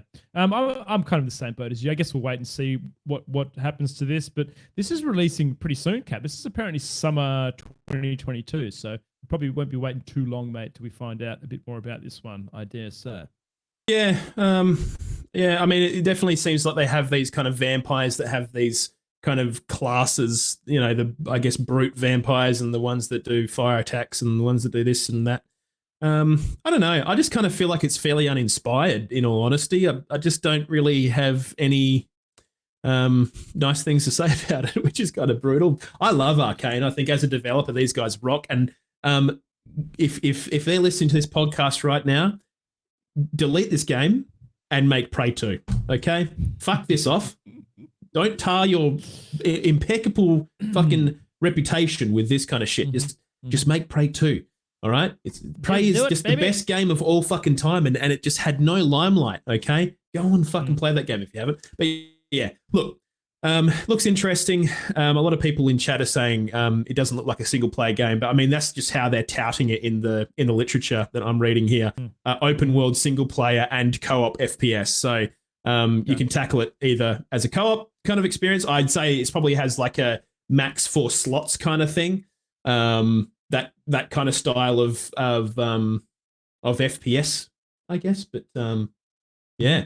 I think that the coolest thing that I've seen so far in this game, Grizz, is the character puts down this like spirit elevator and then runs through the elevator. It kind of just throws them up into the air. And that's probably the coolest thing I've seen.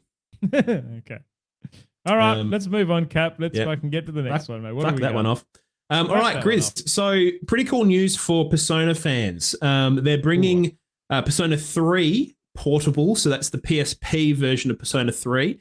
Persona 4 Golden, which I believe is like the DLC kind of version, and Persona 5 Royal to Xbox, and that's going to be hitting, I believe, Game Pass. So I'm really excited for this because I've been wanting to play Persona 5 again, but I just don't want to play it on my PS5. I want to play it portable. I haven't played any of the Persona games, Cap. I reckon you'll hate them. I reckon you'll think they're shit. No, I don't think you'll like them. Is there lots of It's just very anime. I just don't think it's going to be your cup of tea. Oh, okay. Yeah. Yep. Yeah. You don't like that kind of shit, mate. Trust me. Yeah. But look, I think I'm very much looking forward to giving Persona 4 a crack on probably my phone, to be honest, because it's going to be available via cloud, I assume. So these things are hitting in October. So if you're a Persona fan, that's pretty damn cool. They're obviously using the improved versions for the majority of them. Some people probably argue that Persona 3 Portable isn't improved, but you know, you don't get everything you want, do you? So yeah, there you fucking go. That's just a little sort of tidbit, chuck that one in there. Yep. But yeah, so if you're into those games, get fucking excited. I'm going to be giving Persona 4 a crack on my phone. Very freaking cool. Actually, that's a good question. That's a good thing. Sly's saying in chat, there's a lot of reading to do, Grizz, so definitely wouldn't be up your alley, mate. A lot of reading and anime, okay. You can't even spell Metacritic, mate, so let alone read Persona 5. On that note, guys, go sub to the YouTube. We've got edited content going up there. I did fix that typo, by the way, boys. It took me 5 revisions to get there. Fucking 5 tries. Basically, for those at home who wonder what the hell we're talking about, Grizz's thumbnail for the most recent thing we did, which was a Diablo Immortal breakdown, he wrote metacitic instead of critic, and then tried to fix it and basically rewrote the spelling mistake. Yeah, it was very comedic. I'm just not going to write on the next one. I'm just going to have a picture of Cap's head zoomed in. Hey, that'll get some clicks, mate. Hey, you'll be all right. Baby. Next, Grizzo, Hideo Kojima. He's come out. He's out of hiding. He's back on the fucking main stage, and he's confirming he does indeed have a game in the works. Now, the interesting thing about this, Grizz, is a lot of people were speculating. Well, we know Norman Reedus has come out saying, "Hey, there's a Death Stranding 2 in the works." Now, Death Stranding 1 was a PS exclusive for a while. Then it obviously hit PC. Now, we also heard that he's probably working on another horror game. But interestingly, it seems like this particular announcement was kind of to say that he's working on a game that leverages heavy off of Microsoft's cloud technology. So I'm not too sure. I mean, look, it could literally be anything, but he's kind of touting it as a never before seen way to play a video game or idea, basically. Well, so dude, who knows? It was interesting. The way that Death Stranding 1 kind of worked was I found that interesting. So I haven't played it, by the way, but just from what I've heard and read around, you're obviously like a glorified delivery man, essentially, but you can build bridges and other bits and pieces that might show up in someone else's world, even though you'll never have interaction with that person in that game. So yeah, it'd be cool. I wonder what he's got planned and how would the cloud work for. Yeah, well, that's the thing. I mean, shared experience and cloud technology. I think there's so much different stuff you can do. Deb in the chat saying that this was kind of already, he kind of semi-announced this already. So I guess he's just kind of embellishing, just saying, hey, we're definitely working on this. So this was kind of the absolute confirmation that it is coming. I do vaguely remember something about Kojima and cloud technology, but yeah, just this particular article that I'm looking at just says he was working on something with Xbox that leverages their cloud technology in a unique way to deliver something nobody has ever experienced before. Now, Kojima has some pretty wacky, crazy ideas, so I definitely think that if anyone can pull off something weird and wonderful, I think it's this bloke. So stay tuned, I guess, and we'll see what he comes up with. It seems like it's probably a fair way off, though, so I wouldn't expect this tomorrow. I'd expect this probably in a few years or something. Very cool, though. Oh, yeah. All right, Grizz. Next, Hollow Knight Silk Song. Now, we obviously knew this game was coming. Pav is fucking fist pumping with ferocity in the video. I'm very excited. Yeah, it looks really, really nice. So, look, if you didn't play the original Hollow Knight, it's kind of side-scrolling Metroidvania with a kind of grim-dark kind of art aesthetic, hand-drawn kind of characters. It all kind of takes place in this kind of bug world, and these bugs, I guess you're fighting bug enemies that are being, it's kind of Dark Soulsy, I guess. Same kind of vibe, but in a bug world.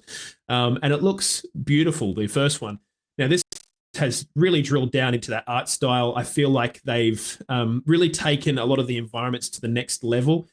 Some of the, just the way that the intricacy of the level art is utterly beautiful. I think they've done a really nice job. Some of the animations of the things that happens within those environments just look gorgeous. It's definitely taken the original game to the next sort of stage, I think, for them. And you play this character, I can't remember what her name is, but she's from the original game. Hornet. Hornet. The Hornet. You actually fight the Hornet. The Hornet. Yeah, you? Hornet You is do like the indeed. main antagonist, like Well, throughout the game. Maybe not antagonist is the right word, but yeah, Very, I mean, very, very it cool. presented as the antagonist and then becomes your mate, basically.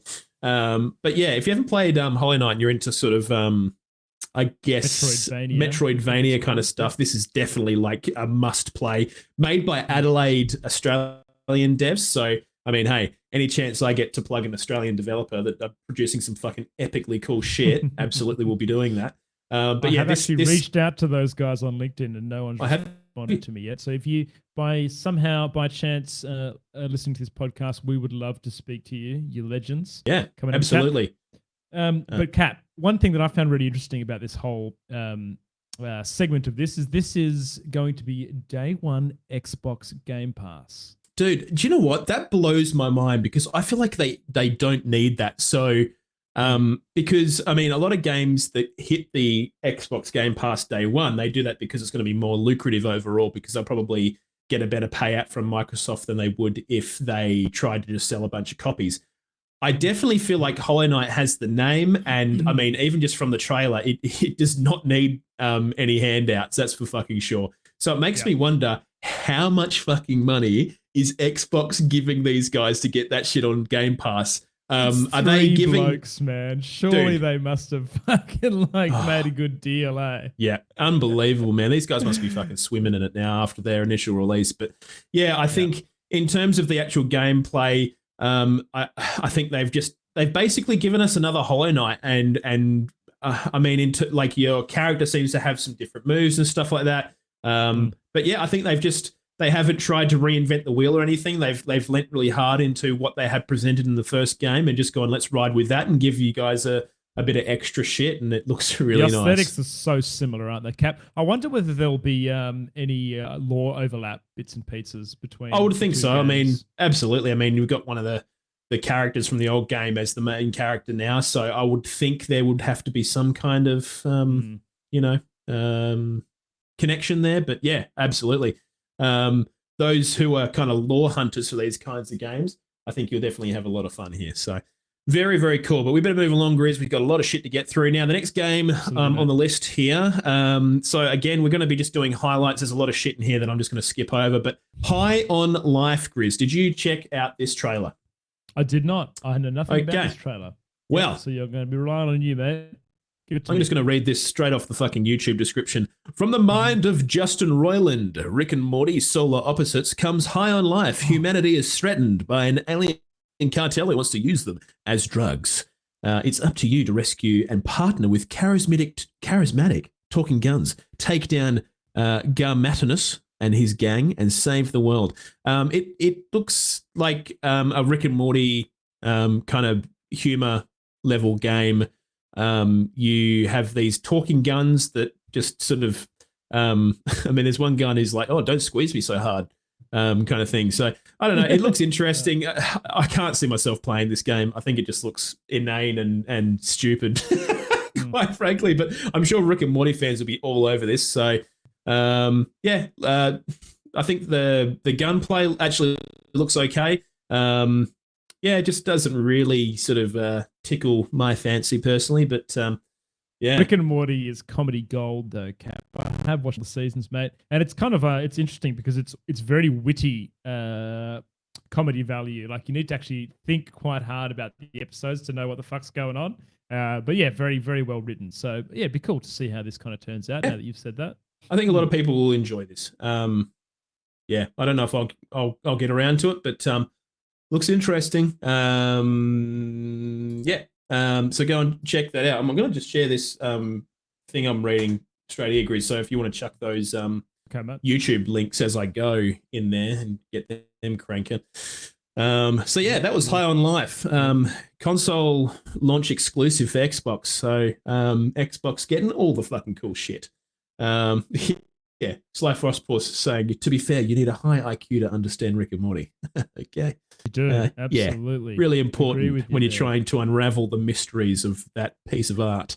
Now, probably one thing that I thought was actually nuts, Grizz, is Microsoft is partnering with Riot Games to essentially release the entirety of League of Legends, including paid characters, on Game Pass.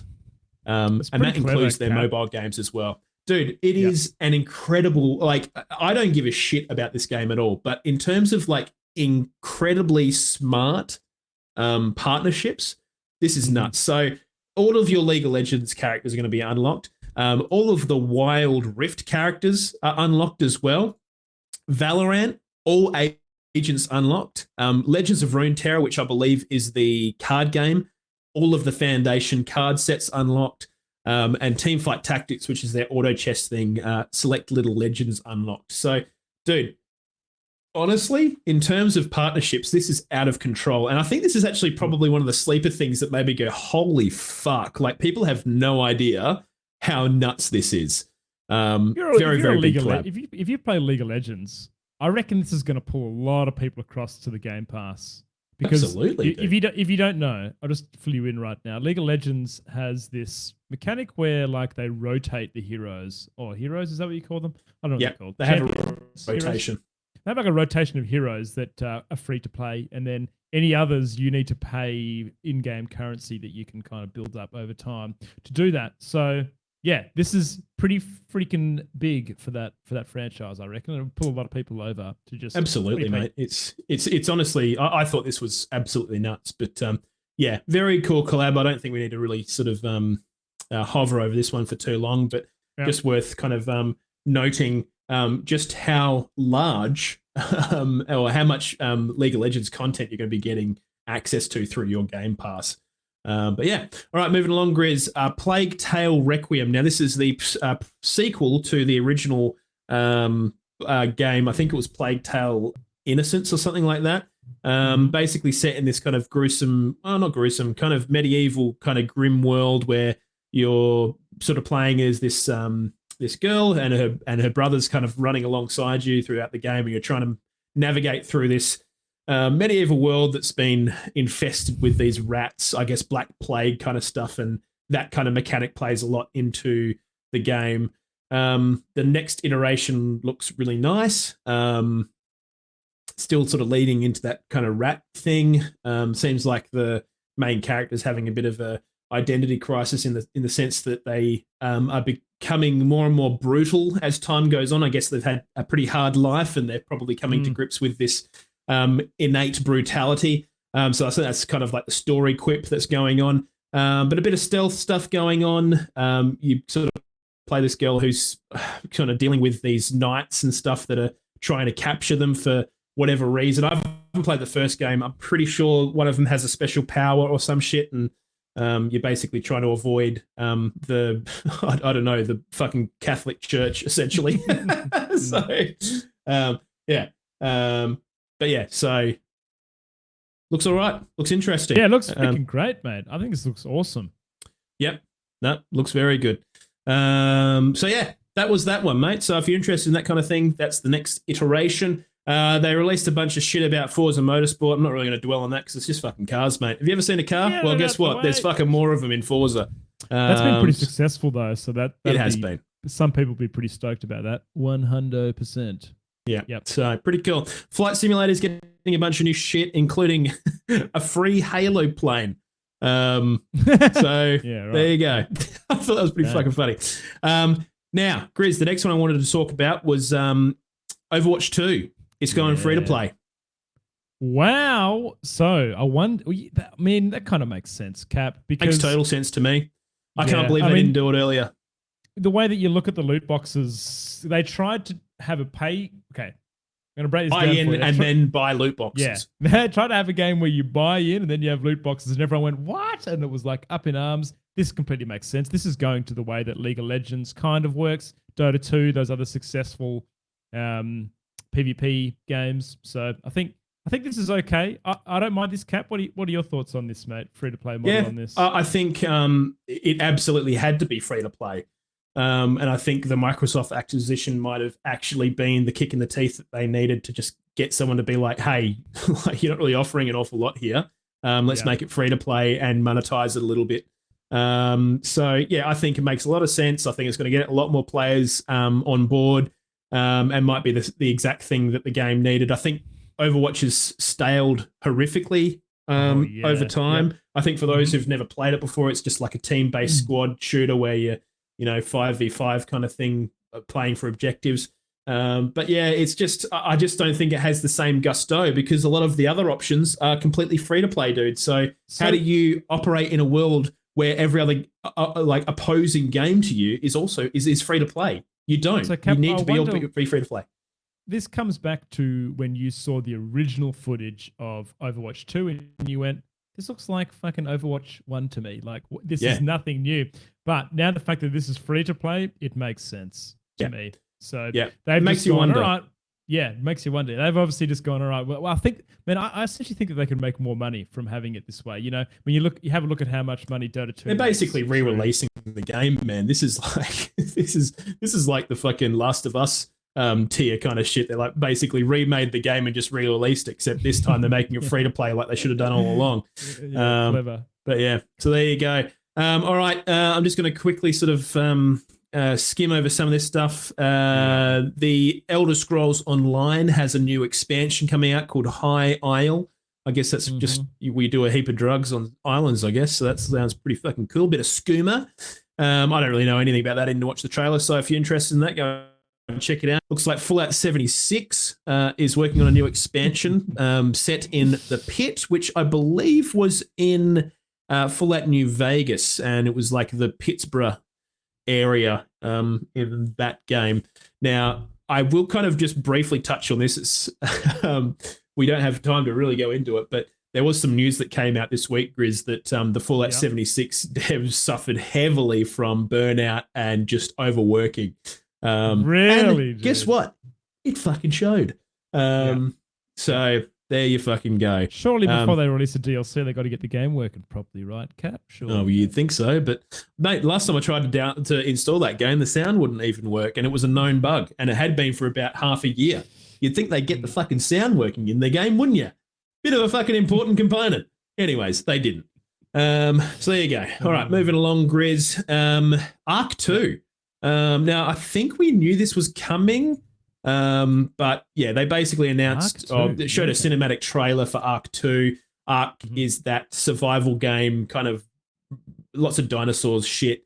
Now, the most fucking hilarious thing of all time is the cinematic trailer kind of cuts to this human riding a T-Rex, and it's literally Vin Diesel. Is it really? It's Are they using literally him in the game, are they? literally Vin Diesel, CGI Vin Diesel riding a fucking T-Rex. It is just fucking bizarre. Yeah, and he's there with his family, so that's pretty cool. I wonder how much they paid him for that cat. God knows, mate.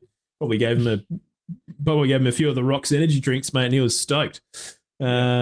But yeah, so anyways, Arc 2 coming in 2023. Now, Grizz, an interesting game called Scorn. Now, I've seen a lot of this.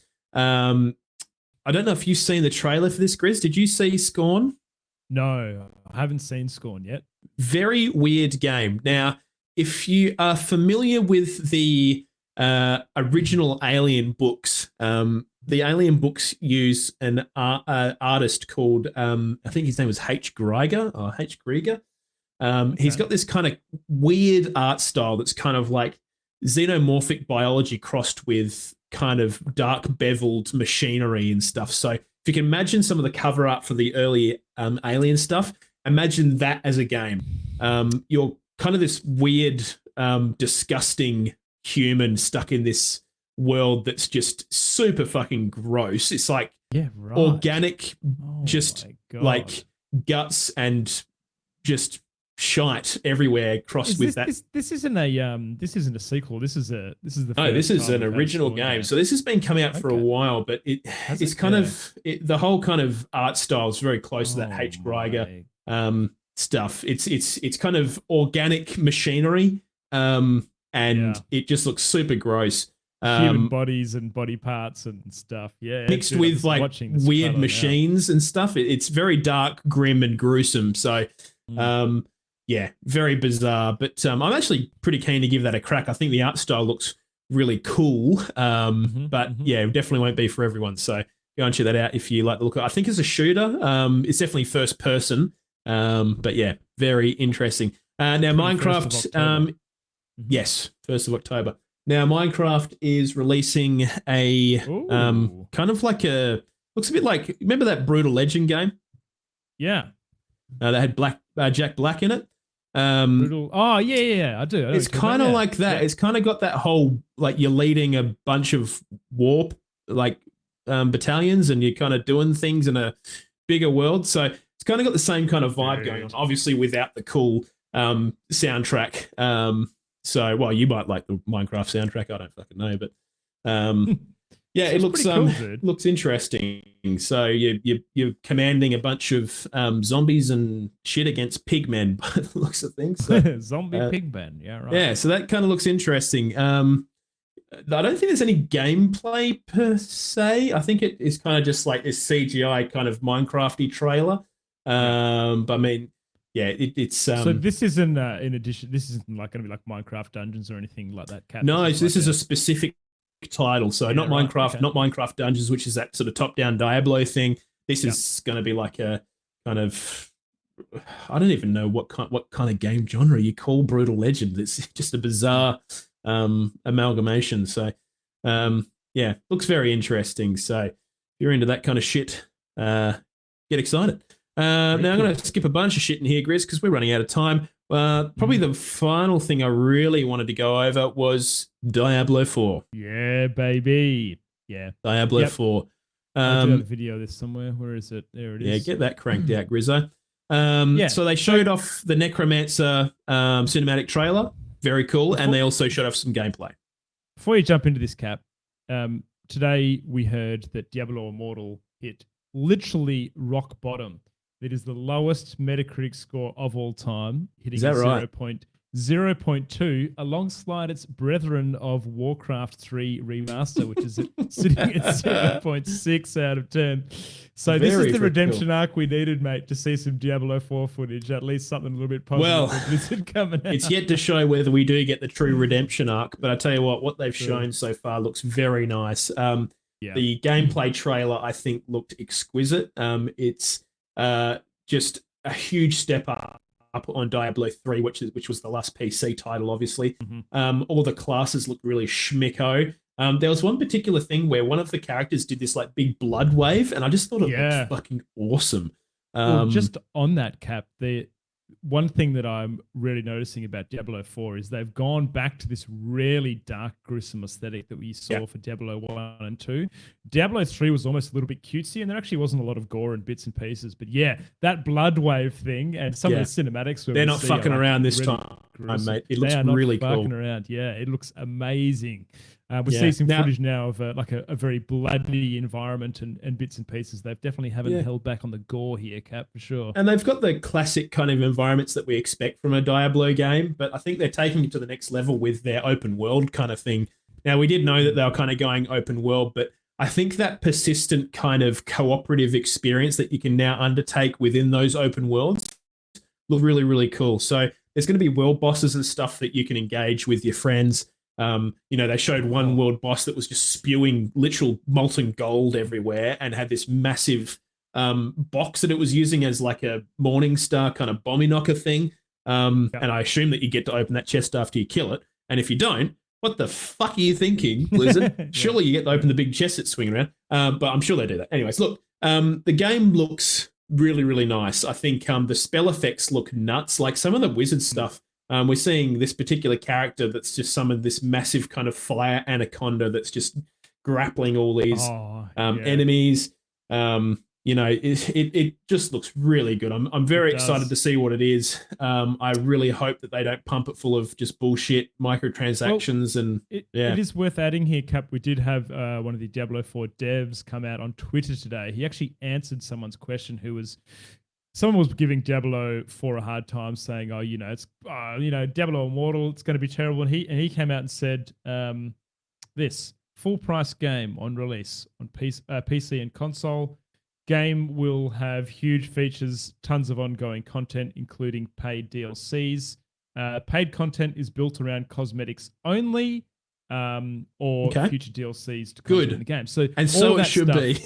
This is someone's word of mouth, right? So we don't know this, but from what we've seen from Diablo 3 and other bits and pieces, that's kind of how they do these games. And you were saying, Cap, that they're going to make enough money from Diablo Immortal, mate, so they're going to be able to create a game that they can, I don't know. Do you know what? We've discussed this before, Grizz, and I mean, we're kind of running out of time, but I'm just going to cover it real briefly. Like, Diablo Immortal can't exist without Diablo 4 because it's Diablo 4 that builds on the world, adds to it to the nth degree, and Diablo Immortal just kind of persists in this world where it can make a shitload of money. It still needs Diablo 4 to basically be a world builder. And it's in Blizz's best interest to still try and capitalize on the market that wants a game like Diablo 4. Like, obviously it's more difficult to develop a game of this scale and this quality when you compare it to a mobile game, but it's still a market that people want to make money off. So the only way to make money in a market like this is to create a good game like fucking Diablo Immortal and not pump it full of bullshit microtransactions. So let's see how they go. Looks really good so far. Very excited to play the Necromancer. Lilith, the enemy, looks sexy but also scary.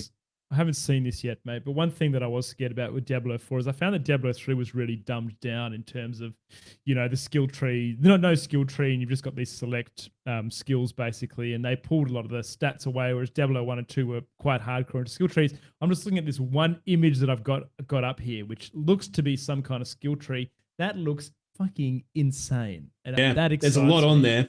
That excites me. I do wonder exactly what all those nodes and things are and exactly what they mean. But I mean, Grizz, Yeah. we've had multiple top-down kind of Diablo-esque games. What would you call them? Like action RPGs. Action RPGs. Yeah. Since that have had very, very highly customizable end-game kind of RPG systems, like the Paragon system, but like just more crazy. What's that common one? I can't remember what you call it. The most beloved one. Path of Exile. Path of Exile. I mean, the options for that game is just out of control. Skill tree is like a fucking constellation from the sky. Dude. There's that many options. It literally is. Like, it's nuts. Huge, man. So I mean, people obviously want that, Grizz, and I think the devs have probably gone, oh well, maybe we didn't need to do a Skyrim and just dumb it down to the point where literally you could be virtually brain dead and play this game. Let's give people the ability to actually have some meaningful customization on their characters that actually translates into some actual combat prowess or play the way you want to play. So obviously it all comes down to the implementation and how well that goes, I guess. But yeah, so far, Grizz, I think Diablo looks really fucking sexy. Go and check out the trailer if you're vaguely interested. And Grizz, that pretty much covers everything. Look, there's a bunch of other shit that we couldn't touch on today, guys. One omission that I'm a bit sad about and we didn't see, even though it was rumored, was the 007 GoldenEye remake. Is that going to happen? Who knows? We'll find out one day. But yeah, there you go. There you go. What did you think overall, Grizz? Oh, mate, you know what? It's a real exciting time to be a gamer. Yeah. Because like, I don't know whether I'm just like more cognizant of what's happening around me in the gaming scene, but what we saw from Summer Games Fest, from Devolver Digital, which we weren't able to cover today, as well as this Xbox Bethesda thing, there is so many freaking good games coming within the next year. Look, I think we'll probably do next week is we didn't get a chance tonight, but we'll probably go through the Devolver Digital titles next week. I really wanted to go through them tonight, but we're just running out of time. We're pushing 2 hours now. Some of the titles from that showcase are really fucking cool indie games. Like probably some of the standout stuff for me, Cold of the Lamb, Angerfoot, and there's another one that's kind of like a storybook thing. Look, very, very cool game. So if you're interested in indie games, go and check those out because they definitely deserve a bit of support. And I'll tell you what, Devolver Digital can virtually do no wrong. They are just such excellent publications. They know what they're doing, eh? Oh, absolutely. They just get people on board and just create really, really solid games. So we might go through that next week. But overall, I think, honestly, the Xbox Bethesda showcase I thought was pretty bloody good, especially in comparison to the Summer Games stuff. Again, it's different because Xbox and Bethesda and Blizzard are actually developing these games. So, of course, they're going to be able to show better games because they're fucking developing them. So, in comparison to Summer Games, it just kind of gets what it gets. But yeah, overall, pretty cool. And I think, is that about it? I think we'll plug and leave it there. Let's wrap it up there. Yeah, now, obviously, we didn't get a chance to go through Quickfire today, guys, but we'll be doing that again next week once we get back into our regular programming. But as always, guys, thank you so much for being here tonight. We bloody appreciate you. If you're watching live from twitch.tv/Oceanic Gaming Radio, you too can watch us record these episodes live every Monday from around 7 p.m. Australian Western Standard Time. That's when we go live.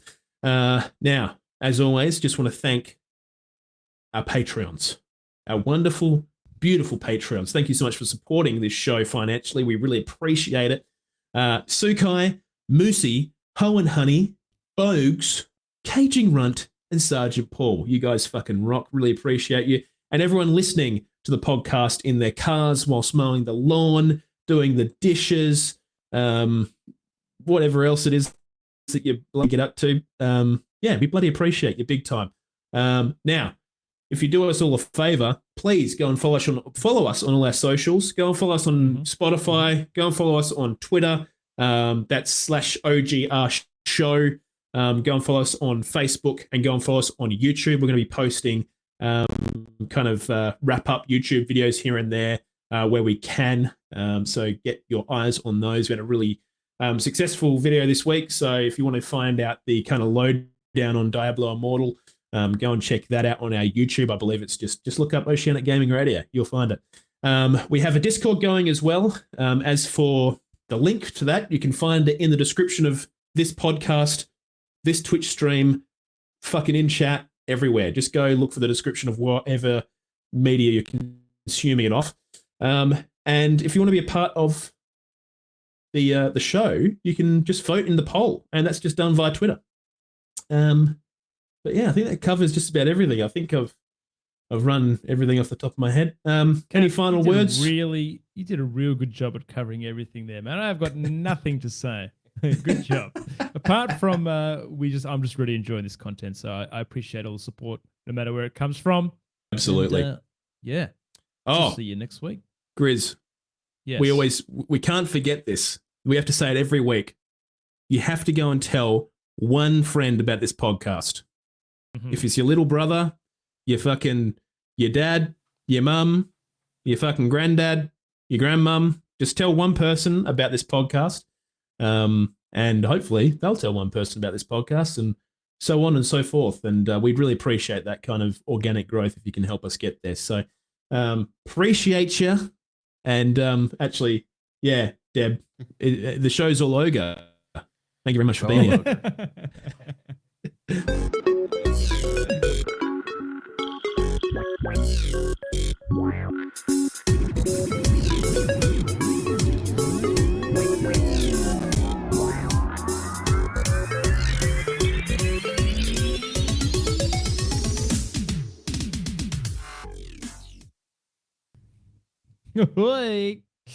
Good work. Very boys. nice. Fuck, I Dude. tell you what, we pumped that episode. Sorry we went for 2 hours, everyone. Nah, it's all right.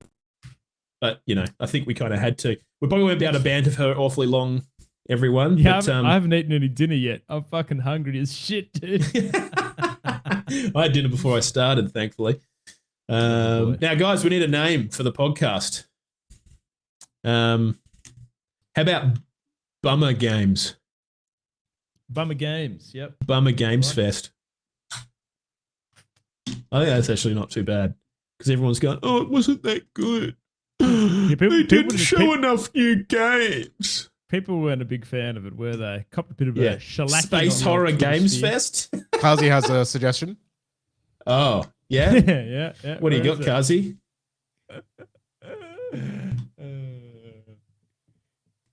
Kazi? Kazi? Kazi? That Cap has no taste in games. Oh, right. What? Dr. Disrespected. Fuck yeah, let's go. Let's do it. One day we were actually going to redo that as a title. Maybe Yeah, on the yep. 100th episode. Episode 100. Yeah. Dude, it's only fucking 80 more. We've done nearly 20 episodes. Next week is 20. It's kind of nuts. Actually, people in Twitch chat, we had probably one of our most successful episodes last week, which was really fucking cool. So, Yeah. we're actually seeing quite a lot of growth at the moment, and we have you guys to thank for the most part. Like, thank you so much for, getting us retweeting, just helping. We just appreciate it. Like, you really don't need to be patrons or anything like that. We just need you guys to help get us in people's ears. And we think we got a really fucking good podcast here. And obviously you guys are coming back every week, so hopefully you guys think the same. But we just need help to get out there. So if you can help in any way by retweeting, fucking sharing us, please do. We'd really appreciate it. Guys, we are going to be trying to bring out weekly edited YouTube videos of a key topic from the episode. I've got one up right now that you can see, which covered all the Diablo Immortal stuff. So if you're not subbed to the YouTube, go check it out. The video is going gangbusters. It's got like 82 views or something, and we copped like a big bunch of subscribers from it. So it's going really good. But if you haven't gone to have a look, or you missed last week's episode, keep your eyes on the YouTube. It's a good little way. Just a little like snippet of things in there. In the YouTube, the new YouTube. Hey boys. Mm-hmm. Absolutely. Now we need that fucking. We need a name. I honestly think Space Horror Games Fest is a classic. Space Horror Just- Game. I think that's I mean, let's pretty be good, honest. actually. There There's was a lot of so space many. horror. It's insane how many space horror games are coming out All right, Space all Horror in the Games same Fest. year. So I think Space Horror Games Fest. Now, you're pretty much gonna have like two things in the description. I've got a full breakdown of the times for all the summer games one, but not for Xbox. Yeah, if I were you, mate, I'd just go light on it this time. I'd just go when we begin the Summer Games Fest talk and when we begin the Xbox talk and let people fucking divvy it out from there. Because we didn't really have like a... Yeah, I'll just leave it as how it is now. Yeah. Sounds good. All good. But yeah, guys, Who do you guys want to go to tonight, boys? Raid Any target? suggestions? Any Aussies? Any Perthies? any Perth Australianers? Any guide from chat? Any guides? Guide the Have a raid? look on my end. JJ is streaming Warzone. Oh, yeah? Because he's got yeah? the biggest sexual organ yet? No, I haven't done that yet, mate. Should look into that. We could go and host Stormy. Stormy's on? Yep. Go host Stormy's Stormy. on. I reckon Stormy might be a cracker. In fact, I Alright. think I'd vote for Stormy. Yep, done. Let's do it. Let's do that. Hey guys, thank you so much for sticking around and being part of the stream. We bloody appreciate you all. Yeah, keep an eye out for the poll later on in the week. Thanks for hanging, and sorry we can't stick around longer, but it's a bit of a fucking long stream, okay? Yeah, I'm fucking. Okay. So yeah, I've got a dry throat. I need to go and lubricate it with some water. Here's Cap, the raid do you message, have you host- legends. Do you have the raid up or do you want me to do it? Can you do it? I've Yep. missed it. No, I'm too slow. I'm too slow. Stormy. Oh, All right, guys, love you heaps. Oh, yeah, get that freaking OGR raid going. Get in there. Stormy co-presents another wonderful podcast alongside Straight Jacket Jim and our good mate Goa Pete. So please make sure you go and follow their podcast, the Game on Australia podcast, and go and check out their streams, okay? Bloody appreciate you. Go and drop that big OGR raid freaking thing in there. So, Oh, great. Beautiful. Ogre. Raid. It's all ogre. Game on Oz. Exactly right. Just spelt like that. Hey, no worries, Jim. You guys are producing some fucking good content. Yeah. Yay. If you've got a link, Jim, feel free to drop it before we enter the raid. I've got a game on Oz. There you go. I've got a fucking shout out command sorted. In here. There you go. Oh, hang on. Wait, what? go. That just gave yourself a shout out. That shouted out me. Shouted yourself out. What the fuck? Who fucking coded that? Are they all? Do they always Hey, shout Jim. yourself out? No, Oh. Jim's worked. What How the does fuck? I don't know. That's hilarious. Unbelievable. All right, well, please go and click that link, guys. We'd bloody appreciate it. Kamikaze cracker. there's Okay. Kazi too. Look, I don't know what the fuck's going on there, but anyways. All right, guys. All right. Please, here's the raid message. If you haven't copied it, go and do so. We're going to go on raid Stormy right now. We'll see you on the other side. Peace out. Love ya. Bye bye. Yeah, chip.